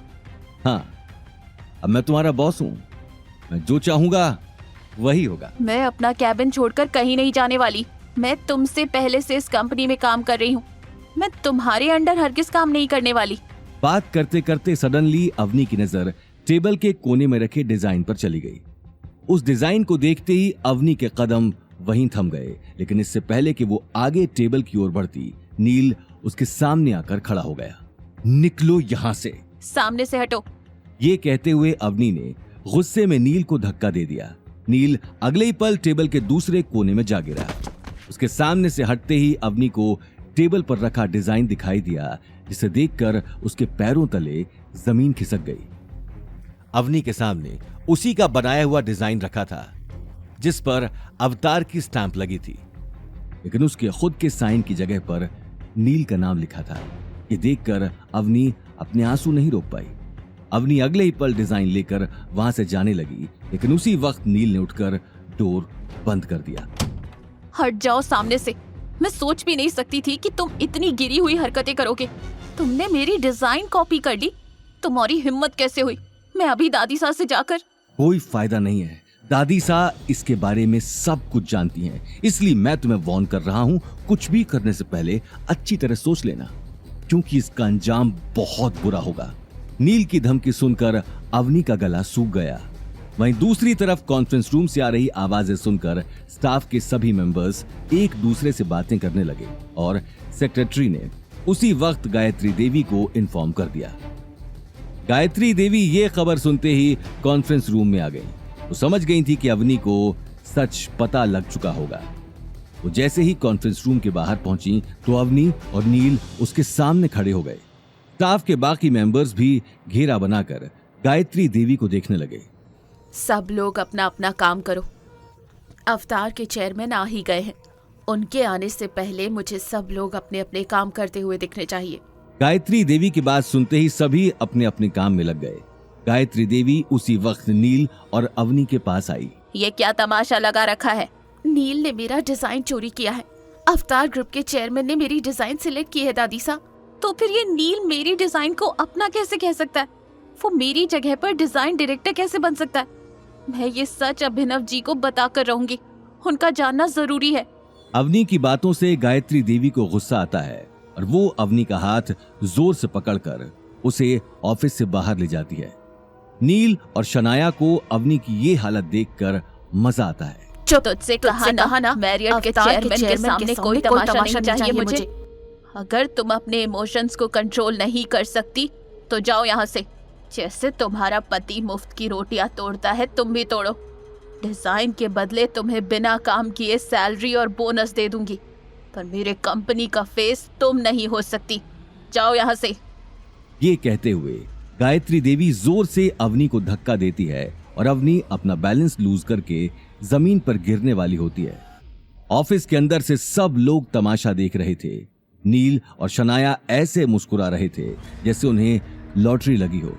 और इससे पहले कि अवनी पूरे ऑफिस के सामने अपने मुंह के बल गिरे, गौतम उसे पकड़ लेता है और गुस्से से गायत्री देवी को देखने लगता है।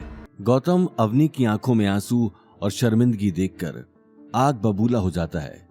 उसका बस चलता तो अभी के अभी वो अग्रवाल ग्रुप की पूरी बिल्डिंग को मसल सकता था, गायत्री देवी के ईगो के साथ। पर इससे पहले वो कुछ करता, अवनी गौतम से प्लीड करती है कि उसे इसी वक्त घर ले जाए, उसके सिर में दर्द है। गौतम वैसे तो बिना गायत्री देवी को सबक सिखाए जाना तो नहीं चाहता था, पर अवनी का दर्द उससे और नहीं देखा जा रहा था और वो उसे कार में बिठाकर घर ले जाता है। पर वहां से जाते जाते वो गायत्री देवी और नील के रिलीव्ड स्माइल नोटिस करता है और कसम खाता है कि जैसे आज अवनी की सबके सामने बेइज्जती हुई है, वैसी ही बेइज्जती गायत्री देवी और नील की होगी।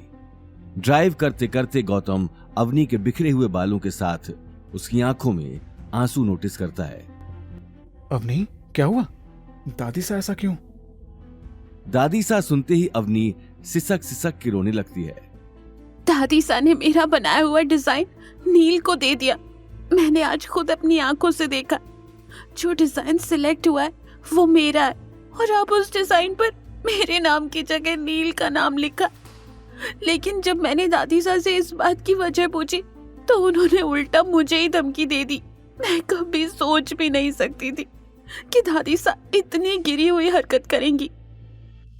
क्या इन सब में दादी सा का हाथ है? और नील उनकी आड़ में ये उल्टे सीधे काम कर रहा है। गौतम का पारा चढ़ चुका था। वो उसी वक्त अभिनव को कॉल लगाने वाला था, लेकिन अगले ही पल उसने अपने आप को रोक दिया। वहीं अवनी गीता और अनिल को ये बात बताकर परेशान नहीं करना चाहती थी।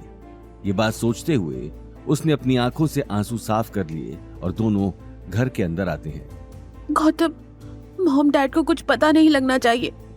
ठीक है अवनी। ठीक है, तुम जाओ किचन में, मुझे कुछ देर अकेला रहना है। गौतम अवनी की मायूस आंखों में देखने लगा और अगले ही पल किचन में चला गया। किचन में आते ही उसने अभिनव गुप्ता को कॉल कर दिया। कहिए सर, कैसे याद किया? आज आपकी गायत्री देवी के साथ किसी प्रोजेक्ट को लेकर मीटिंग हुई थी? हाँ सर, वहीं से अभी निकला हूँ। वो हमारे नए शॉपिंग मॉल के प्रोजेक्ट को लेकर मीटिंग थी।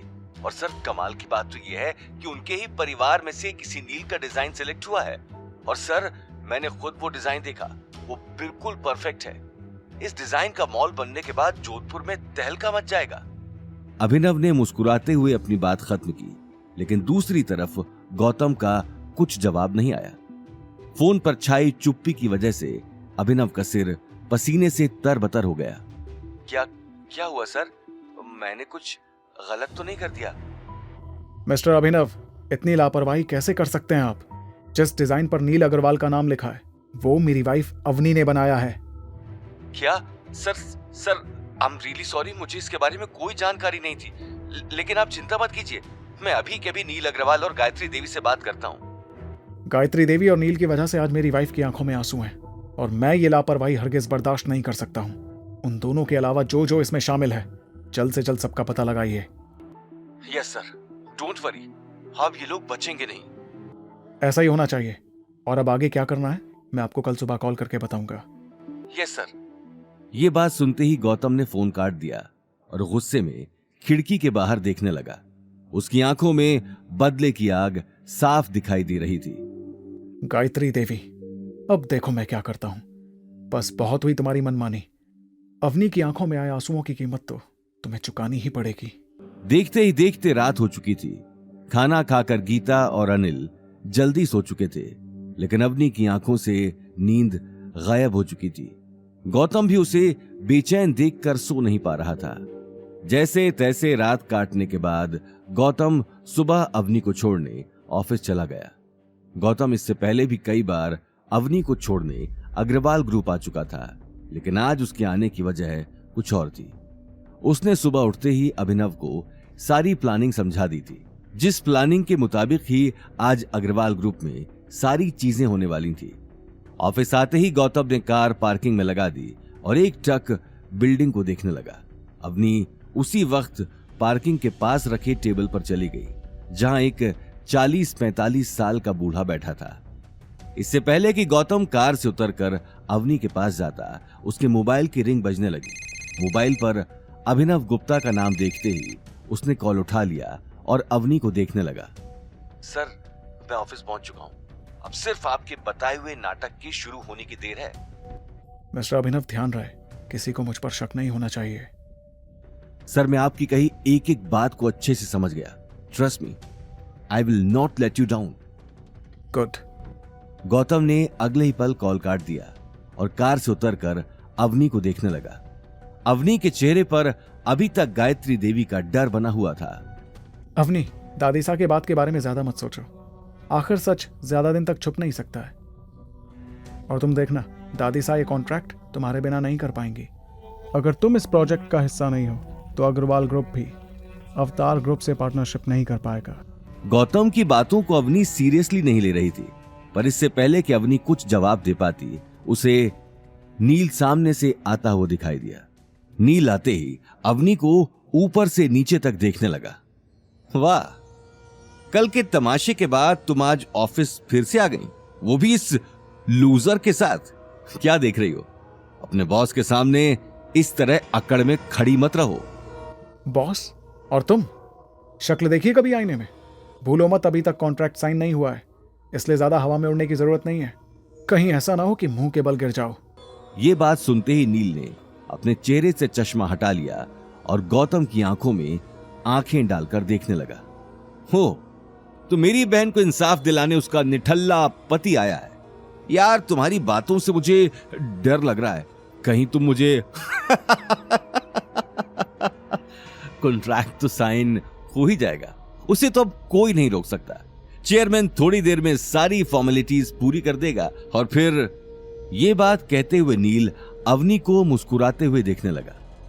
थैंक यू अवनी, अपनी डिजाइन के लिए। ये बात सुनते ही गौतम ने नील का कॉलर पकड़ लिया। गौतम का सब्र अब टूट चुका था। अवनी ने उसी वक्त गौतम को पकड़कर पीछे कर लिया। अवनी ये बात अच्छे से जानती थी कि नील कितना बड़ा गुंडा है। नील पीछे हटकर कपड़े ठीक करने लगा और मुस्कुराते हुए ऑफिस के अंदर चला गया। गौतम एकटक उसे जाता हुआ देखता रहा और कुछ ही देर बाद अवनी के साथ वो भी अंदर चला गया। अग्रवाल ग्रुप के अंदर जाते ही गौतम वेटिंग रूम में बैठ गया और अवनी कॉन्फ्रेंस रूम की तरफ चली गई, जहां आज नील का कॉन्ट्रैक्ट साइन होने जा रहा था। कॉन्ट्रैक्ट साइन होने की खुशी गायत्री देवी के चेहरे पर साफ दिखाई दे रही थी। कॉन्फ्रेंस रूम के अंदर आते ही अवनी ने देखा गायत्री देवी और नील उसका डिजाइन टेबल पर रखकर अभिनव गुप्ता का इंतजार कर रहे थे। वहीं टेबल के आसपास ऑफिस के कई लोग बैठे थे, लेकिन अवनी को आज बैठने की भी परमिशन नहीं थी।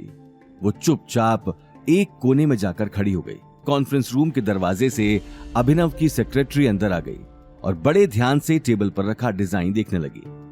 सेक्रेटरी को देखते ही गायत्री देवी के मन में सवाल चलने लगे। देखते ही देखते सेक्रेटरी ने अपने हाथ में पकड़ी फाइल टेबल पर रख दी और कुर्सी पर बैठ गई। अभिनव सर नहीं आए अभी तक, उनकी जगह पर आप कॉन्ट्रैक्ट के लिए।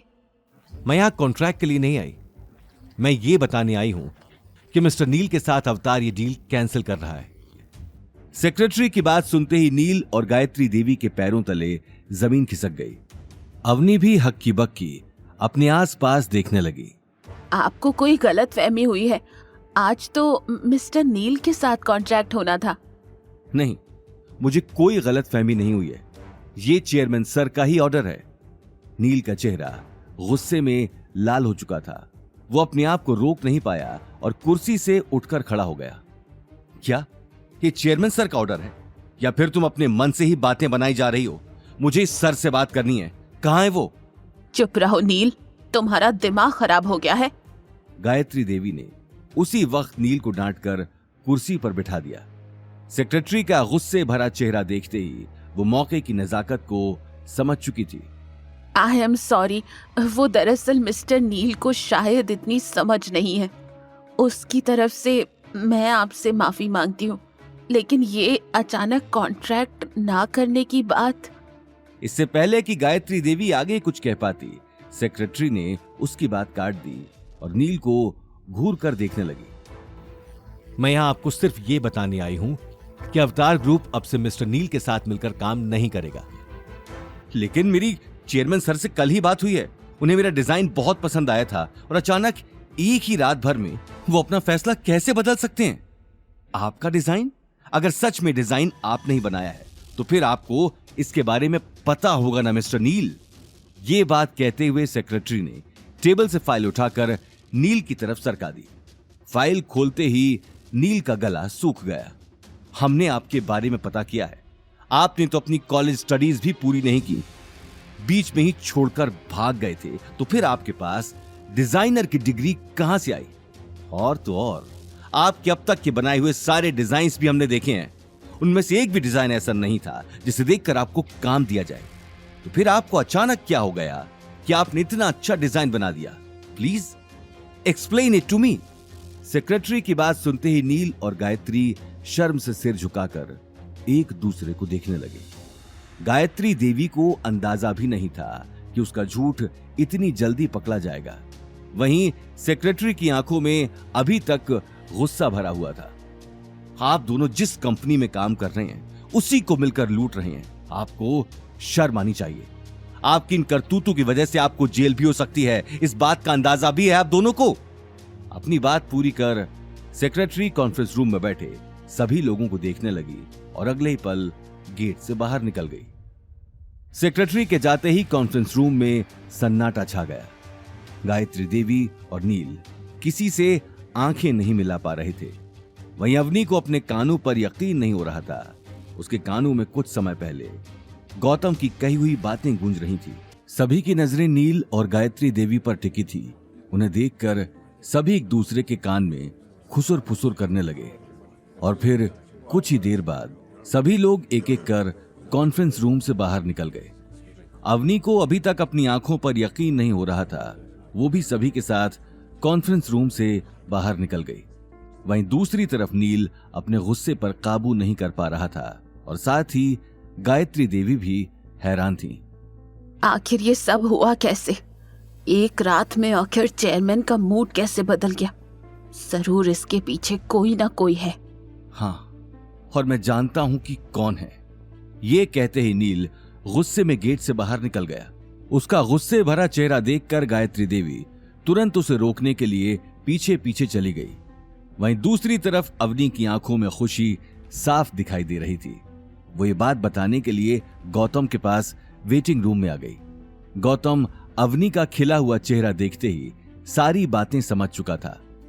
गौतम, मुझे यकीन नहीं हो रहा, तुमने जैसा कहा था वैसा। अवनी आगे कुछ बोलती उससे पहले नील वहां पहुंच गया। उन दोनों को हंसते हुए देखकर नील ने कहा, अच्छा तो ये सब तुमने किया है? आखिर तुम्हें मेरी खुशी बर्दाश्त नहीं हुई ना अवनी? तुम्हारा दिमाग तो ठिकाने पर है। तुमने मेरा डिजाइन चुराया, धोखे से उस पर अपना नाम भी लिखा, और अब जब सच सबके सामने आया है तो इसका जवाब तुम मुझसे मांगने आए हो। हाँ, बताओ ऐसा क्या किया है तुमने रातों रात? कहीं ऐसा तो नहीं कि इस प्रोजेक्ट को लेने के चक्कर में तुमने चेयरमैन से कॉम्प्रोमाइज कर दिया हो? ये कहते हुए नील अवनी के पास आने लगा, लेकिन गौतम ने उसी वक्त गुस्से में उसके कंधे पर हाथ रख दिया। बस बहुत हुआ। इसके आगे अपने गंदे मुंह से अवनी के खिलाफ एक भी शब्द निकाला तो मैं तेरा क्या हाल करने वाला हूं वो तू सोच भी नहीं सकता। क्या करेगा? मारेगा? अबे तेरे जैसे मैं अपनी जेब में लेकर घूमता हूं। साले खुद की बीवी तो संभलती नहीं और मुझे धमकी दे रहा है। पता नहीं किस किस से अपना मुंह काला कराए फिर रही है। कल गई होगी चेयरमैन के पास अपने हुस्न का जादू चलाने, तभी तो उन्होंने रातों रात मुझे कॉन्ट्रैक्ट देने से मना कर दिया। गौतम गुस्से में आग बबूला हो चुका था। उसने आव देखा न ताव और नील के चेहरे पर एक जोरदार घूंसा मार दिया। नील अगले ही पल जमीन पर गिर गया और उसकी नाक से खून निकलने लगा। साले तेरी ये हिम्मत! नील अपनी नाक से खून साफ कर गौतम को मारने के लिए आगे बढ़ा, लेकिन गौतम ने उसी वक्त कसकर उसका कॉलर पकड़ लिया। आगे एक भी शब्द बोलने से पहले सोच लेना, वरना ये तो कुछ नहीं है, तेरी इससे भी बुरी हालत होगी। अवनी ने पहली बार गौतम को इतने गुस्से में देखा था। उसने उसी वक्त आगे आकर गौतम का हाथ पकड़ लिया। गौतम छोड़ो, इस आदमी से मुंह लगने का मतलब है अपना मुंह खराब करना। चलो चलते हैं यहाँ से, चलो। ये कहते हुए अवनी गौतम को लेकर वहां से निकल गई, लेकिन उन दोनों को इस तरह लड़ते हुए देखकर ऑफिस में मौजूद सभी लोगों को बात करने का नया टॉपिक मिल चुका था। सभी एक दूसरे के कान में खुसुर फुसुर कर रहे थे, लेकिन नील बिना किसी बात पर ध्यान दिए अवनी और गौतम को जाते हुए देख रहा था। हाँ, निकल जाओ यहां से। गार्ड्स, निकालो इन दोनों को और आज के बाद यहां नजर ना आए ये दोनों। नील ये कहते हुए गुस्से में अपने कैबिन में जाने लगा, लेकिन तभी किसी ने उसके चेहरे पर एक जोरदार थप्पड़ रसीद कर दिया। थप्पड़ इतना तेज था कि कुछ सेकंड्स नील के आसपास अंधेरा छा चुका था। उसने जैसे ही घूम कर देखा तो सामने गायत्री देवी दिखाई दी। दादी सा, क्या हुआ? गायत्री देवी का चेहरा गुस्से से बुरी तरह लाल था। गायत्री देवी को देखते ही आसपास खड़े लोग अपने अपने काम में लग गए। चुप, बिल्कुल चुप। इतना सब कुछ होने के बाद भी तुम्हारा पेट नहीं भरा जो ऑफिस के लोगों के सामने तमाशा कर रहे हो? आखिर तुम्हारा दिमाग क्या घास चढ़ने गया है? सॉरी दादी सा, वो मैं गुस्से में था क्योंकि ये सब जिसने भी किया है मैं उसका पता कर लूंगी, इसीलिए तुम अब चुप रहो, कुछ नहीं करोगे। मैं खुद चेयरमैन के पास जा रही हूँ। गायत्री देवी अवतार ग्रुप के लिए निकल जाती है। नील अपनी गाल पर हाथ रखकर बहुत देर वहीं खड़ा रहा। वहीं दूसरी तरफ अवनी और गौतम कार लेकर घर जाने के लिए निकल गए। अवनी मन ही मन खुश भी थी और कहीं ना कहीं वो गौतम को गुस्से में देखकर हैरान भी थी। थैंक यू नील से मेरी। अवनी, मैं तुम्हारा हस्बैंड हूँ। अगर तुम्हारे खिलाफ कोई ऐसी बात करेगा तो मैं उसे छोड़ूंगा नहीं, फिर चाहे वो नील ही क्यों ना हो। ये बात सुनकर अवनी के चेहरे पर मुस्कुराहट आ गई। अच्छा एक बात बताओ, जब हम बिल्डिंग के अंदर जा रहे थे तब तुमने इतने कॉन्फिडेंस से कहा था कि आज दादी सा का सच सबको पता लग जाएगा, और आज सच सबके सामने आ भी गया। मुझे समझ नहीं आ रहा, क्या तुम्हें ये सब पहले से पता था? ये बात सुनते ही गौतम एक पल के लिए सक पका गया। मुझे कैसे पता होगा? हाँ, बस मुझे इस बात का यकीन था कि इतनी बड़ी कंपनी में कोई इतनी आसानी से हेरा फेरी तो नहीं कर सकता, और फिर सच को सबके सामने आने से कौन रोक सकता है भला? हाँ, ठीक कहा तुमने। दोनों इसी तरह बात करते हुए घर की तरफ निकल गए। वहीं दूसरी तरफ गायत्री देवी कॉन्ट्रैक्ट ना मिलने की वजह पूछने के लिए अभिनव गुप्ता के ऑफिस में पहुंच चुकी थी। गायत्री देवी को सामने देखते ही अभिनव सारी बातें समझ चुका था। कहिए गायत्री जी। अभिनव जी, मुझे समझ नहीं आ रहा है, आपने कॉन्ट्रैक्ट कैंसिल किया है। नील के डिजाइन में कोई कमी नहीं है, मैंने खुद वो डिजाइन चेक किया है।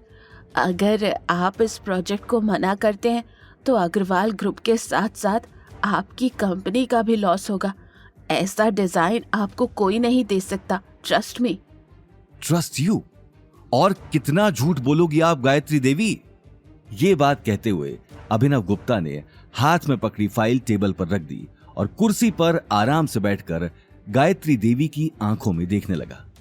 आपको शर्म आनी चाहिए, इतना सब कुछ करने के बाद भी मुझे समझाने के लिए आई हैं, और कुछ नहीं तो कम से कम आपको अपनी उम्र का लिहाज तो करना चाहिए। अभिनव की बात सुनते ही गायत्री देवी कुछ कह नहीं पाई। आज पहली बार उसकी अवतार में इतनी बेइज्जती हुई थी। अभिनव अगले ही पल कुर्सी से उठकर अपने हाथ में पहनी घड़ी देखने लगा।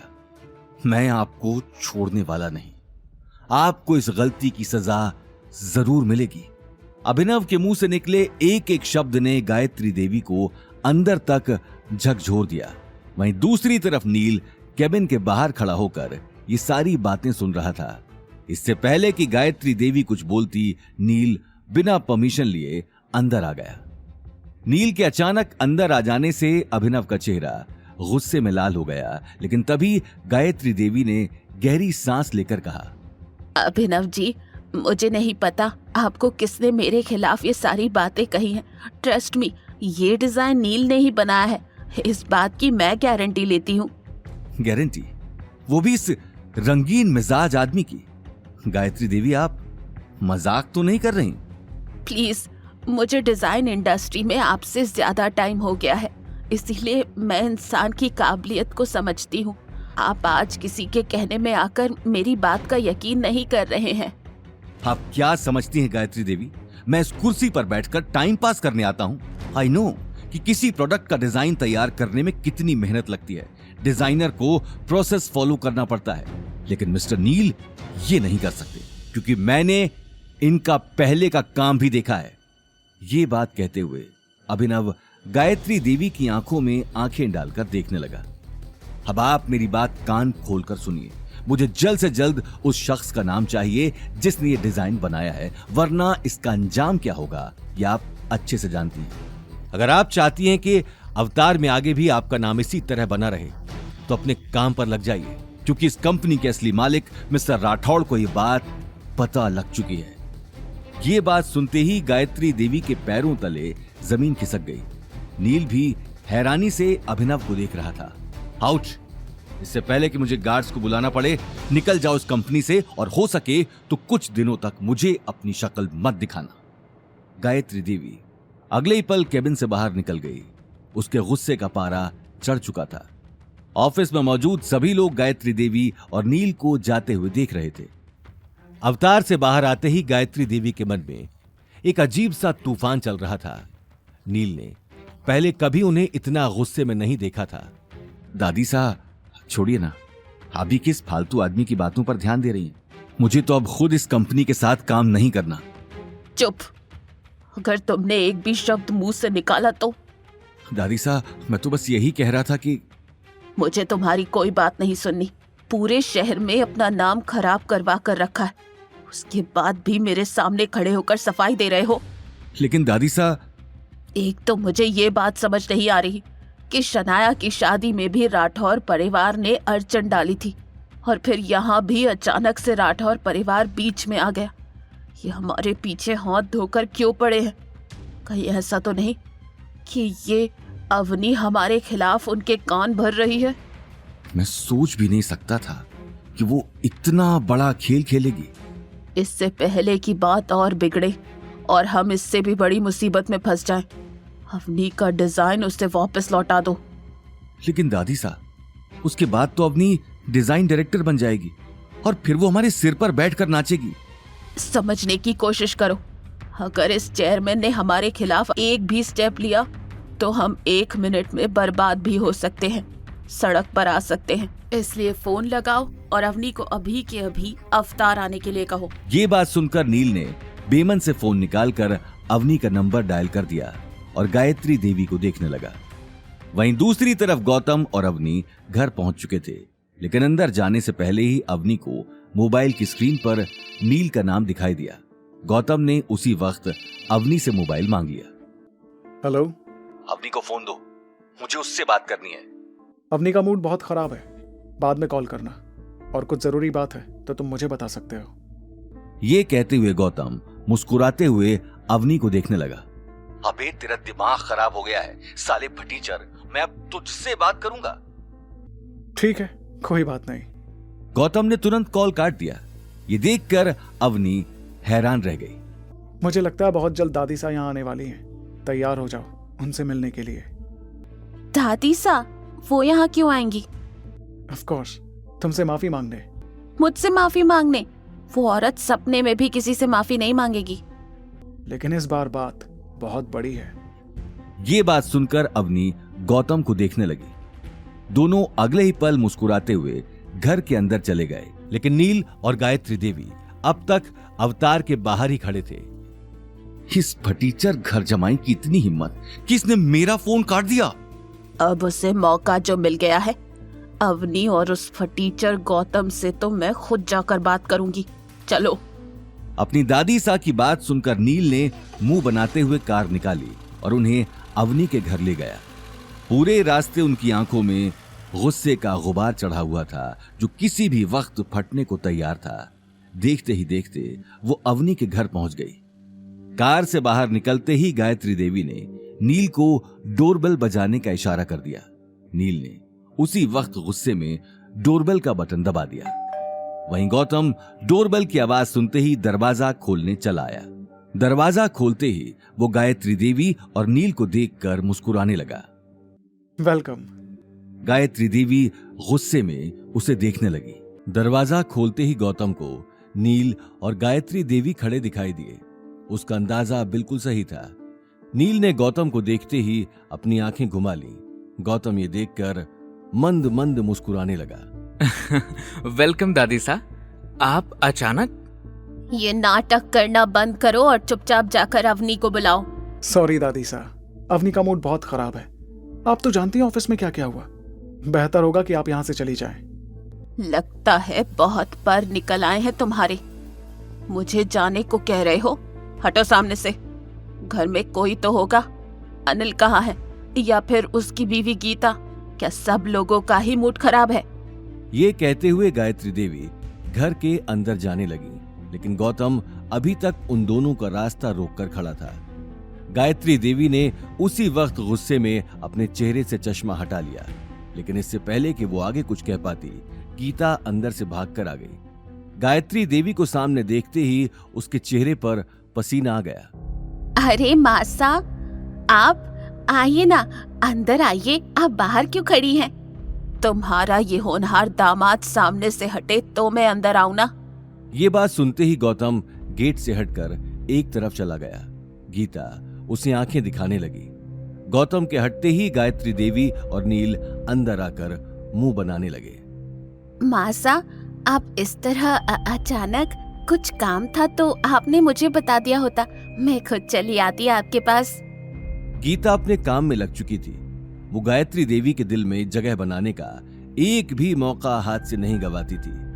गायत्री देवी उसकी बात सुनते हुए सोफे पर आराम से बैठ गई। मुझे तुमसे कोई बात नहीं करनी। जल्दी से अवनी को बुलाओ, मुझे उससे काम है। जी मासा। गीता तुरंत अवनी को बुलाने उसके कमरे में चली गई। अनिल भी हॉल में आ चुका था। गायत्री देवी को देखते ही उसने गौतम को पानी लाने का इशारा कर दिया। गौतम तिरछी नजरों से नील को देखता हुआ किचन की तरफ चला गया। नील और गायत्री देवी अब तक एक दूसरे को देखकर नाक सिकोड़ रहे थे। दादी सा, पानी रख दो टेबल पर। अवनी कहाँ है? आखिर ऐसा क्या उसका मूड खराब है जो? इससे पहले कि गायत्री देवी चिढ़ते हुए आगे कुछ कहती, उसे सामने से अवनी आती हुई दिखाई दी। दादी सा, कहिए क्या काम है? अवनी, मुझे तुम्हारी मदद की जरूरत है। वैसे तो मैं मर जाती, लेकिन तुमसे कभी मदद मांगने नहीं आती। लेकिन क्या करें, कुछ लोग जोधपुर में इतने ज्यादा मशहूर हैं कि उनकी वजह से मुझे यहाँ आना ही पड़ा। गायत्री देवी अपनी बात खत्म करके नील को देखने लगी। मेरी मदद? मतलब मैं समझी नहीं। मैं अभी अभी अवतार ग्रुप के चेयरमैन से मिली और मैंने उसे समझाने की भी कोशिश की, लेकिन वो मेरी बात सुनने को तैयार नहीं है। लेकिन मुझे पता चला है कि अवतार ग्रुप को अब राठौर परिवार ने खरीद लिया है। इसलिए तुम मेरी तरफ से डायरेक्टर मिस्टर राठौर से जाकर बात करो। ये बात सुनते ही गीता और अनिल हैरानी से एक दूसरे को देखने लगे। वहीं अवनी को अब तक की बात समझ में नहीं आ रही थी। मैं कैसे बात कर सकती हूँ? मैं तो राठौर परिवार के किसी भी शख्स को जानती तक नहीं हूँ। और वैसे भी ये बात मैं आपको उस दिन पार्टी में भी बता चुकी हूँ। मुझे इस बात से कोई मतलब नहीं कि तुम उस परिवार को जानती हो कि नहीं।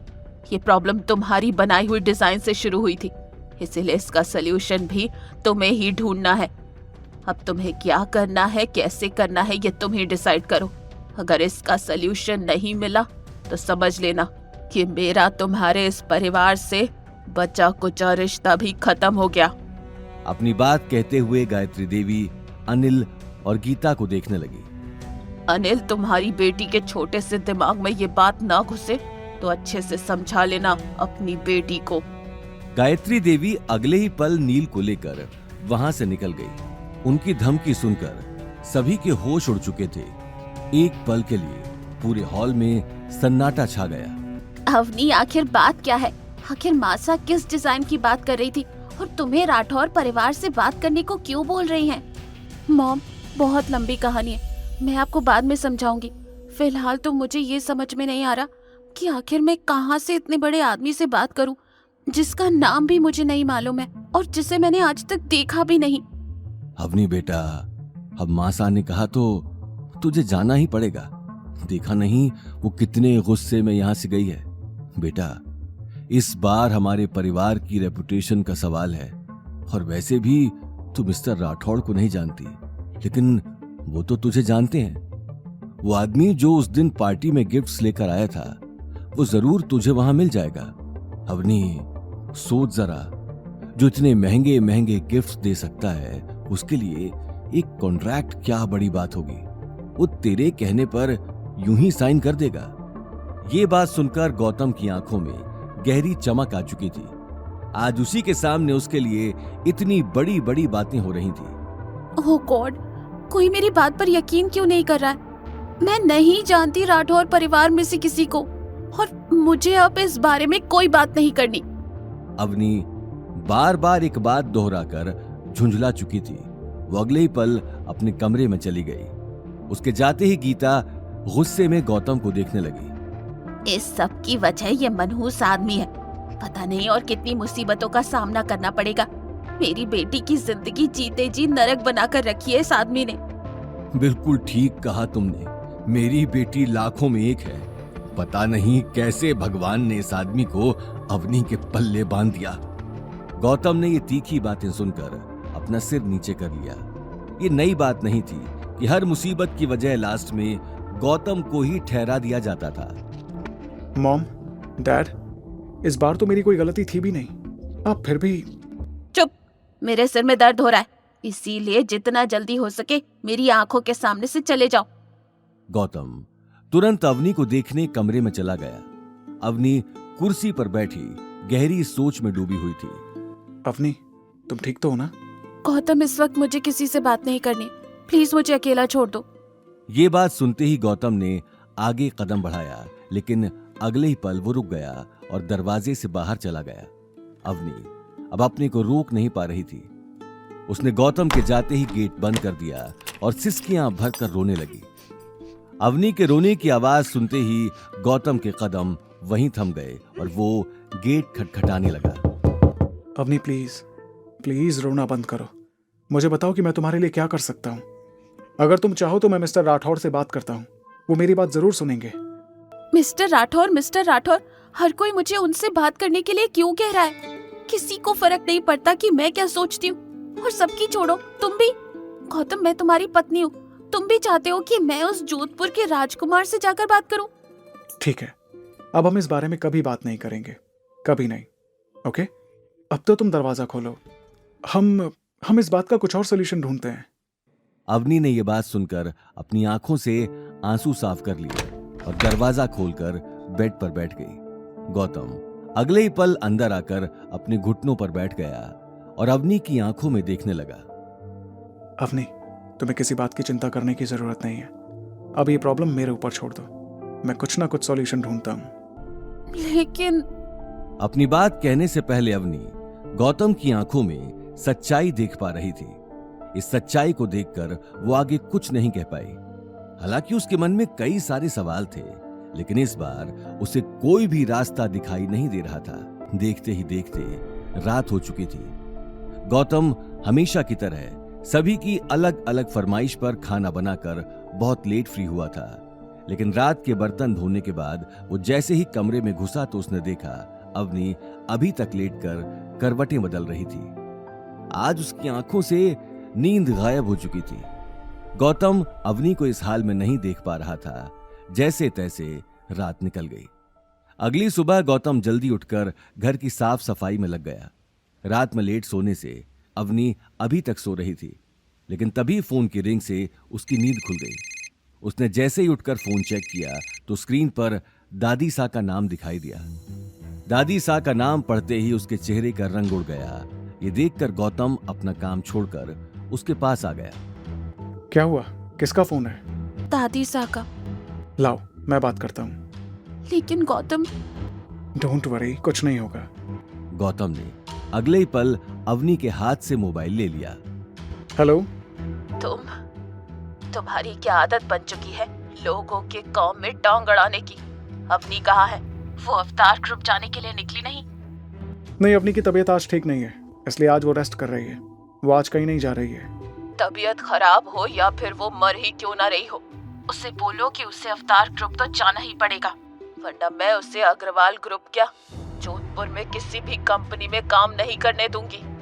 ये बात सुनते ही गौतम ने गुस्से में कॉल काट कर मोबाइल स्विच ऑफ कर दिया। ये देखकर अवनी को टेंशन होने लगी। गौतम, ये क्या किया तुम? अवनी, आज तुम्हें कहीं जाने की जरूरत नहीं है। आज तुम घर पर बैठकर रेस्ट करोगी, इसलिए मैंने तुम्हारा मोबाइल स्विच ऑफ कर दिया है। ये बात कहते ही गौतम ने अवनी के ऊपर ब्लैंकेट ढक दिया। अवनी आगे कुछ कह नहीं पाई और गौतम को देखकर मुस्कुराने लगी।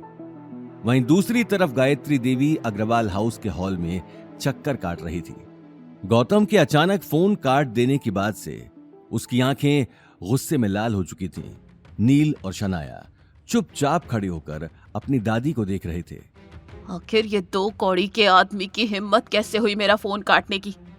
एक बार ये मामला सुलझने दो, इसे तो मैं बताऊंगी। गले में कुत्ते का पट्टा पहनाकर इसे पूरे जोधपुर में नहीं घुमाया तो मेरा नाम भी गायत्री देवी नहीं। ये बात कहते हुए गायत्री देवी गुस्से में शनाया और नील को देखने लगी। दादी साहब प्लीज, आप इतना गुस्सा मत कीजिए, आपकी तबीयत वैसे ही खराब है। कैसे ना करूं गुस्सा? जिन लोगों की मेरे सामने आवाज भी नहीं निकलती थी वो मेरा फोन काट रहे हैं। इस बात से मुझे गुस्सा नहीं आएगा। हम मिलकर सॉल्यूशन ढूंढते हैं, लेकिन अभी आप प्लीज शांत रहिए। शनाया ने अगले ही पल टेबल से पानी का ग्लास उठाकर गायत्री देवी की तरफ बढ़ा दिया। गायत्री देवी पानी पीकर सोफे पर बैठ गई। आने वाली मुसीबत की टेंशन तीनों के चेहरों पर साफ दिखाई दे रही थी।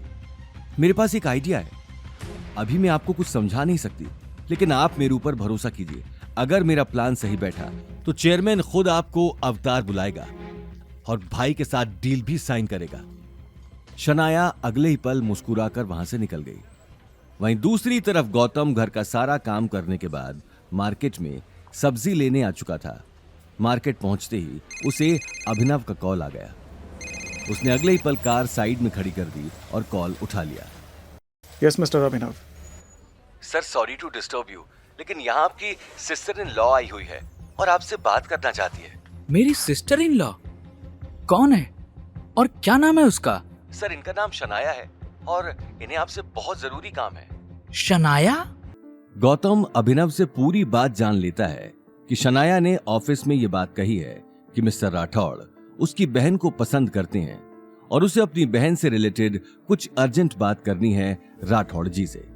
गौतम को समझ नहीं आ रहा था कि ये शनाया का कोई खेल है या उसे सच में कुछ पता चल गया है, पर वो वजह जानने का रिस्क नहीं ले सकता था।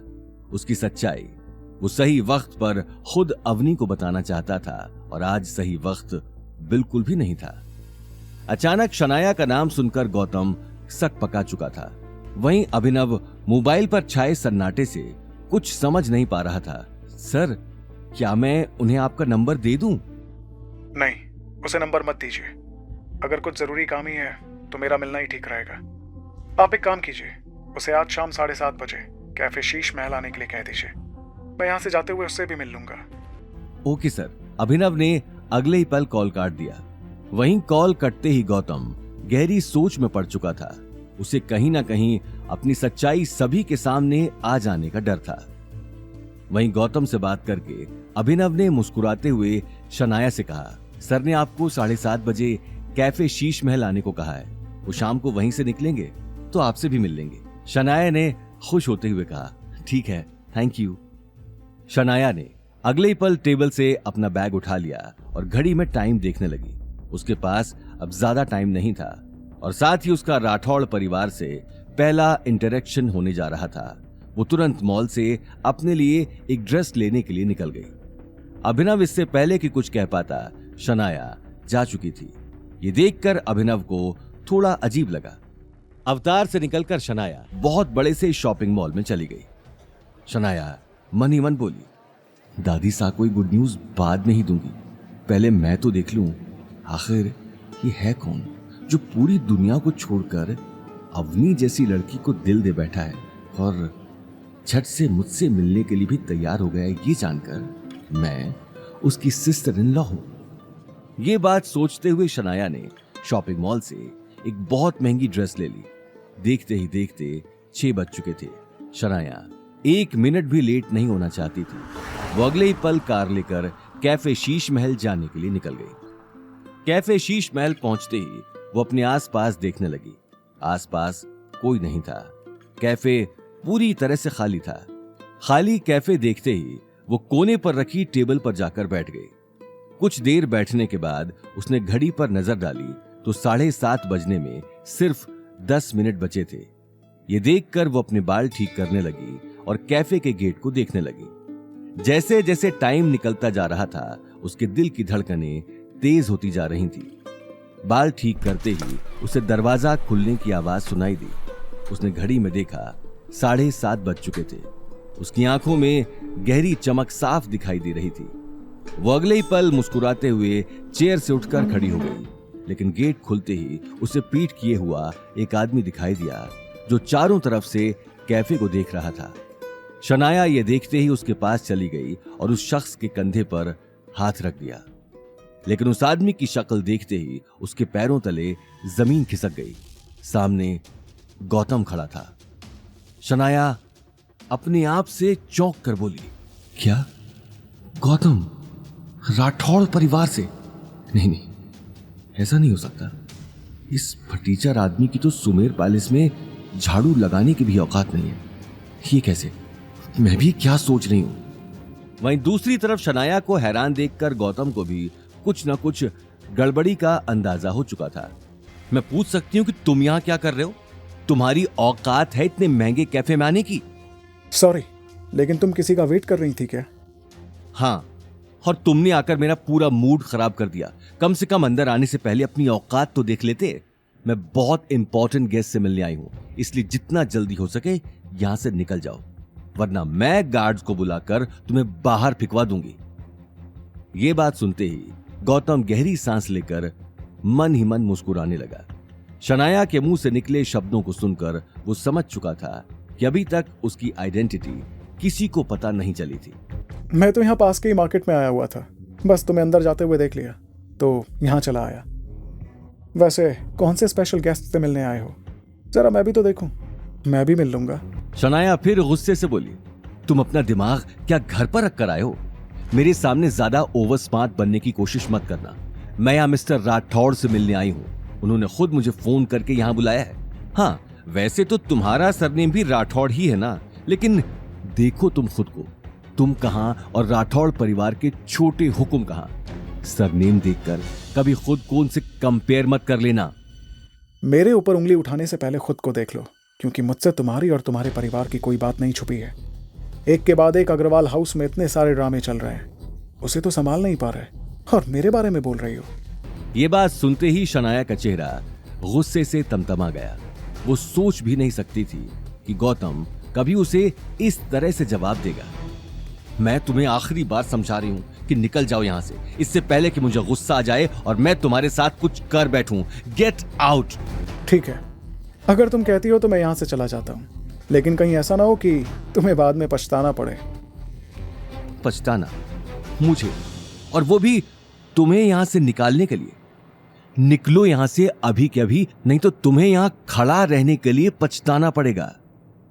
ये बात सुनते ही गौतम मंद मंद मुस्कुराने लगा और अगले ही पल वहां से निकल गया। लेकिन शनाया की आंखों में अभी तक गुस्सा भरा था। गौतम के जाते ही वो घड़ी में टाइम देखने लगी। ओहो, 8 बज गए। इस फालतू आदमी के साथ बात करने में पूरा टाइम वेस्ट हो गया। मिस्टर राठौड़ आते ही होंगे। ये बात कहते हुए शनाया वापस जाकर उसी टेबल पर बैठ गई। वहीं दूसरी तरफ गौतम कैफे से निकलते ही अपनी कार में जाकर बैठ गया, लेकिन कार चालू करने से पहले ही उसके पास अभिनव का कॉल आ गया। Yes mister Abhinav. सर, आपने मिस शनाया से बात कर ली? हाँ, और उससे बात करके मेरे सिर में दर्द होने लगा है। वो आपसे झूठ बोलकर मेरा नंबर मांगने आई थी। और एक बात गौर से सुनो, वो मेरी पत्नी की वेल विशर नहीं है, इसलिए ध्यान रहे कि उसे मेरे नाम पर कभी भी कोई स्पेशल ट्रीटमेंट ना मिले।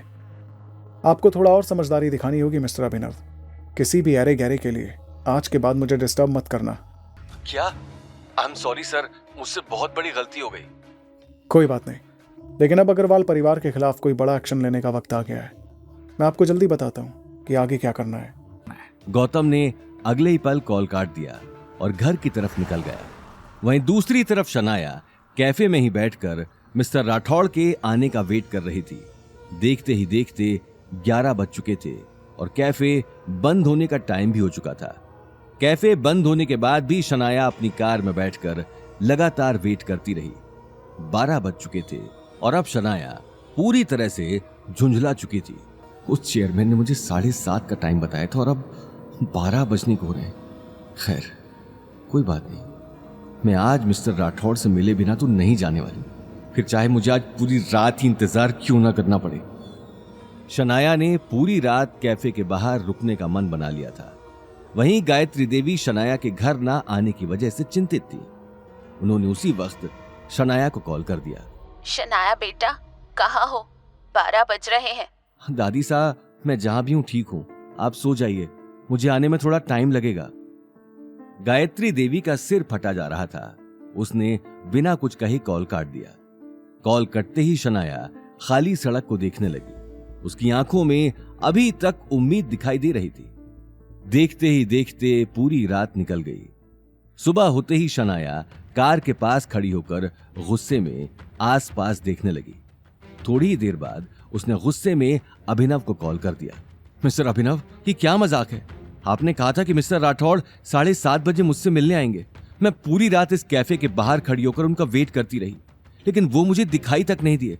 आपको पता है, आपकी इस हरकत की वजह से। मिस शनाया, पहले तो मुझसे ढंग से बात कीजिए, और रही बात सर के ना आने की, तो अगर वो नहीं आए तो इसके बारे में मुझे कैसे पता होगा?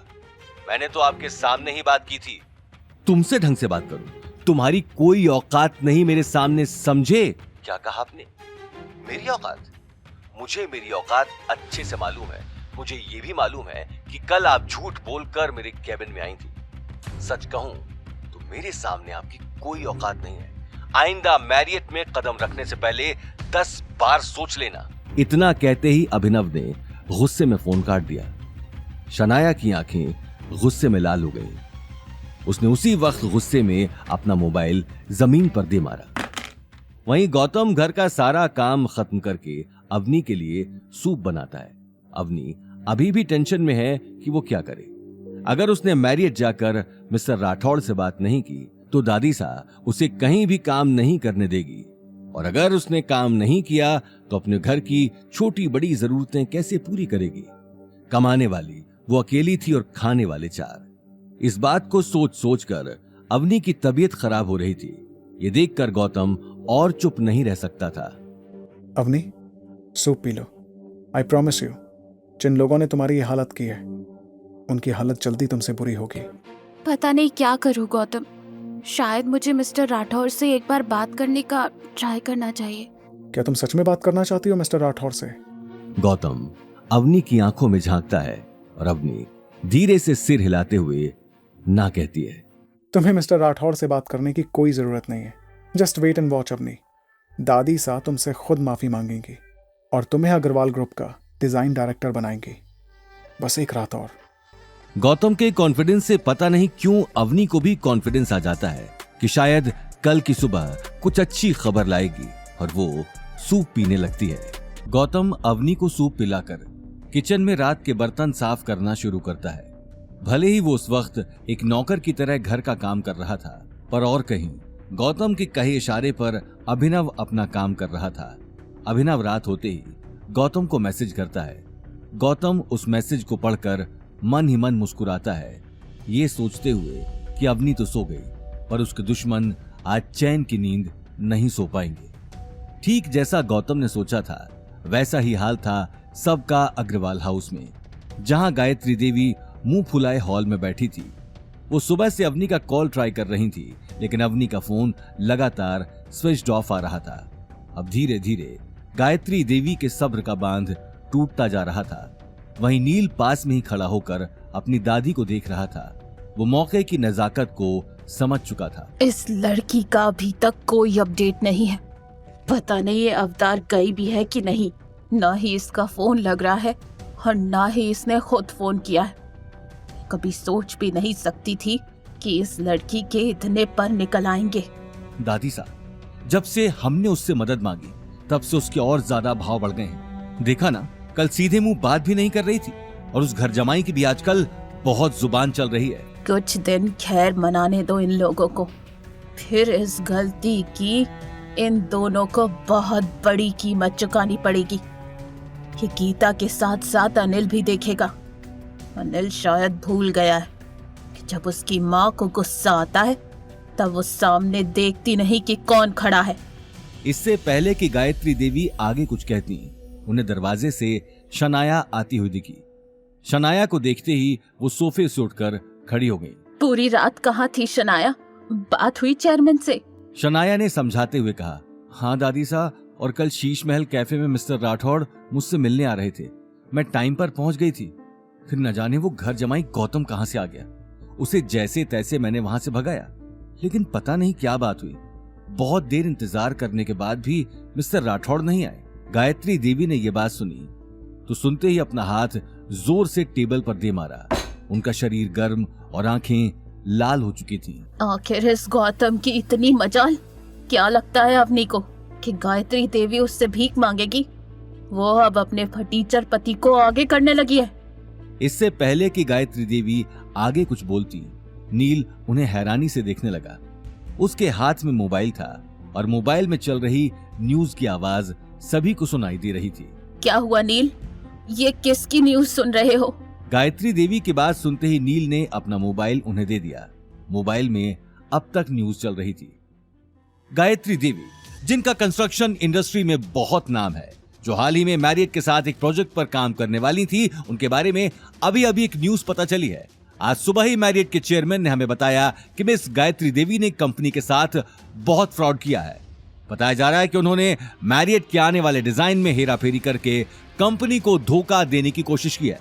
जी हां, इस खबर के सामने आने के बाद जोधपुर की बड़ी बड़ी कंपनियों में हलचल मच गई है। सभी कंपनियों के मालिक गायत्री देवी के ऊपर सवाल खड़े कर रहे हैं। मैरियट के चेयरमैन से बातचीत के दौरान चेयरमैन ने यह चिंता जाहिर की कि अग्रवाल ग्रुप शायद पहले से सारे फ्रॉड करता रहा है, लेकिन इस बार उन्हें रंगे हाथों पकड़ लिया गया है। अब आगे क्या एक्शन होगा मिस्टर अभिनव का जानने के लिए बने रहिए हमारे साथ। ये न्यूज सुनते ही गायत्री देवी के पैरों तले जमीन खिसक गई। वो अभी तक अपनी आंखों पर यकीन नहीं कर पा रही थी। उनका पूरा शरीर कांपने लगा। बरसों से बनाई हुई इज्जत की 1 मिनट में धज्जियां उड़ चुकी थी। देखते ही देखते गायत्री देवी के हाथ से मोबाइल छूट गया और वो खामोश होकर सोफे पर बैठ गई। ये नहीं हो सकता, नहीं। गायत्री देवी की हालत देखते ही नील और शनाया उन्हें संभालने के लिए आगे आ गए। दादी साहब, आप फिक्र मत कीजिए, हमें चोरी का इल्जाम वापस अवनी पर ही लगा देंगे और बोल देंगे कि डिजाइन उसी ने चुराया था और फिर हमारा नाम ले रही है। ये बात सुनते ही गायत्री देवी ने गुस्से में नील के गाल पर चांटा जड़ दिया। तुम्हारे अंदर दिमाग है कि नहीं? यहाँ लोग मेरी रेपुटेशन पर सवाल उठा रहे और इस वक्त भी तुम बेवकूफी वाली बातें कर रहे हो। क्या कहोगे जाकर? तुम्हारा उस डिजाइन पर नाम लिखा है, भूल गए क्या? वो अब अवनी का नहीं, तुम्हारा डिजाइन है। सबसे पहले तो मुझे इस अवनी से मिलना है। इस लड़की ने कल से मेरी बात का जवाब नहीं दिया है। शनाया तुरंत बोली, लेकिन दादी, आपको नहीं लगता कि आपके बार बार वहां जाने से उन लोगों के भाव बढ़ जाएंगे? कभी कभी काम निकालने के लिए गधे को भी बाप बनाना पड़ता है, इसलिए वक्त आ गया है गधे को बाप बनाने का। ये कहते हुए गायत्री देवी शनाया और नील को लेकर अवनी के घर की तरफ निकल गई। घर का दरवाजा बंद देखते ही वो डोरबेल बजाने के लिए आगे बढ़ गई। दरवाजा खुलते ही उन्हें सामने गौतम खड़ा दिखा। आप लोग यहाँ क्या कर रहे हैं? सामने से हटो, मुझे अवनी से बात करनी है। अवनी इस वक्त किसी से मिलना नहीं चाहती है, बाद में आना।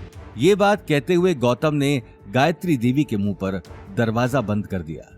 दरवाजा बंद होते ही गायत्री देवी गुस्से में अपने आसपास देखने लगी। शनाया गुस्से में बोली, दादी साहब, मैंने कहा था कि इस आदमी के बहुत पर निकल आए हैं।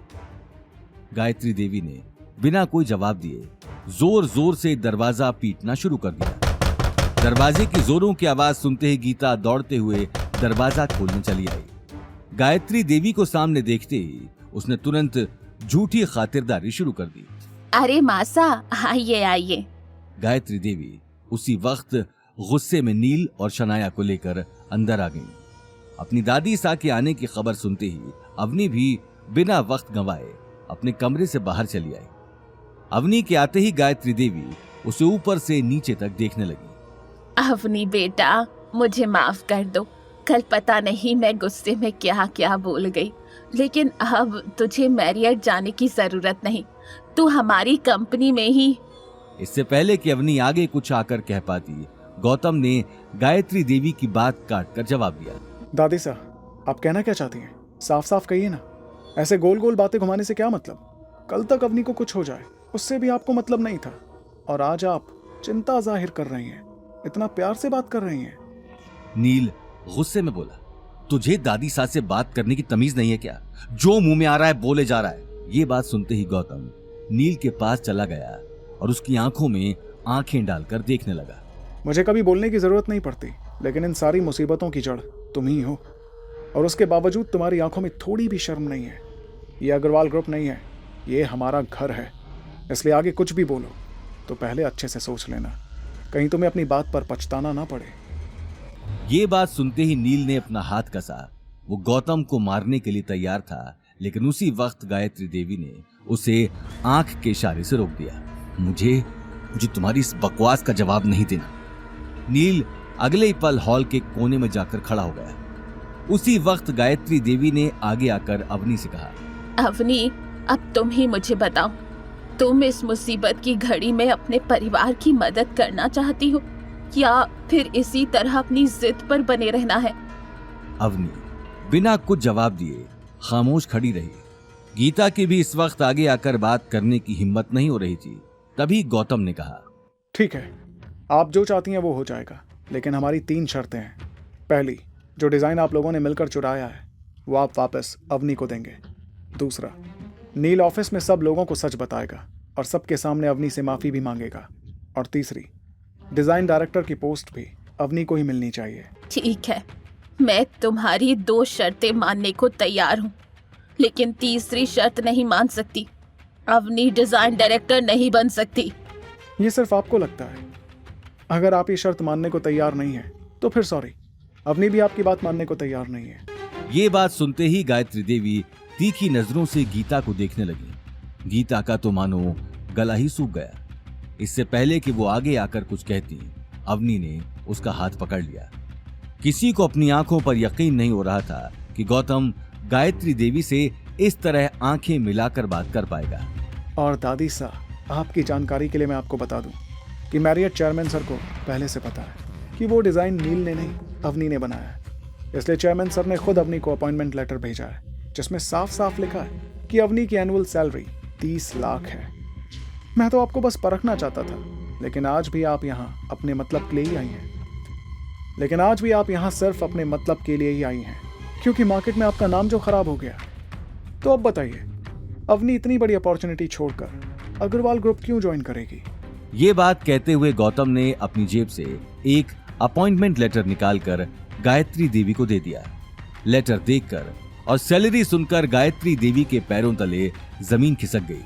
साथ ही अवनी और गीता भी हैरानी से एक दूसरे को देखने लगे। गायत्री देवी को अब तक अपनी आंखों पर यकीन नहीं हो रहा था।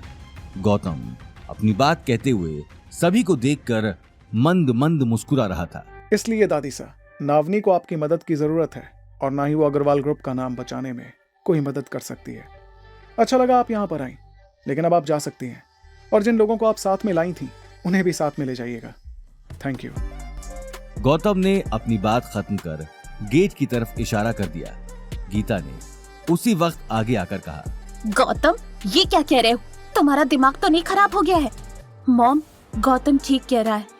अवनी बेटा, समझने की कोशिश करो, अपनी दादी सास से कैसा बदला। अग्रवाल ग्रुप हमारे परिवार की कंपनी है, आखिर तुम उसे छोड़कर मैरियट क्यों? इससे पहले कि गीता आगे कुछ कहती, अवनी ने उसी वक्त गीता का हाथ पकड़ लिया और गायत्री देवी को गुस्से में देखने लगी। अवनी बेटा, ये हमारे परिवार का मामला है, तुम्हें कुछ तो सोचना चाहिए। तुम्हारी नाराजगी मुझसे है तो तुम मुझे 4 बातें सुना सकती हो, मैं खुशी खुशी वो कड़वी बातें सुन लूंगी। लेकिन अगर तुमने हमारी मदद नहीं की तो बिजनेस इंडस्ट्री में मेरी बनी बनाई रेपुटेशन खराब हो जाएगी। और रही बात सैलरी की, तो अग्रवाल ग्रुप तुम्हारी सैलरी बढ़ाने को तैयार है। ठीक है दादी साहब, लेकिन एक बात और, इस बार गौतम मेरा पर्सनल असिस्टेंट होगा। मंजूर है।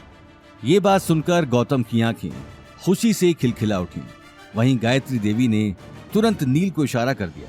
नील अनमने भाव से बोला, फाइन, कल से अवनी अग्रवाल ग्रुप की डिजाइन डायरेक्टर है और उसकी सैलरी भी डबल हो जाएगी। और मैं सबके सामने माफी भी मांग लूंगा।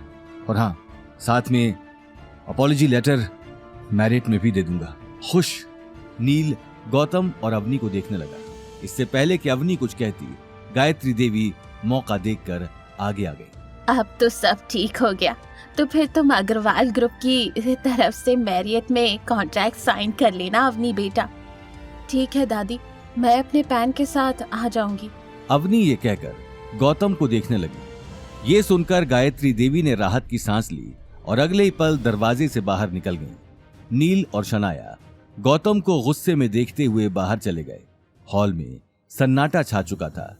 गीता को अभी तक अपनी आंखों पर यकीन नहीं हो रहा था। वो मुस्कुराते हुए सोफे पर बैठ गई। गौतम, एक बार रूम में आओ, मुझे तुमसे कुछ जरूरी बात करनी है। ये बात सुनते ही गौतम अवनी के पीछे पीछे चला गया। गौतम, तुमने इस अपॉइंटमेंट लेटर के बारे में मुझे बताया क्यों नहीं? अवनी, मैंने झूठ बोला था, ये लेटर फेक है। मैंने same to same appointment letter की कॉपी बनवाई थी। क्या? अवनी अगले ही पल उस लेटर को ध्यान से पढ़ने लगी।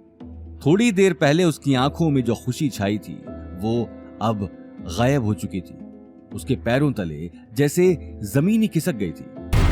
आगे की कहानी जानने के लिए देखिए अगला एपिसोड सिर्फ पॉकेट एफएम के यूट्यूब चैनल पर और रॉयल वारिस के सारे एपिसोड्स को सुनने के लिए डिस्क्रिप्शन में दी लिंक से डाउनलोड करें पॉकेट एफएम ऐप।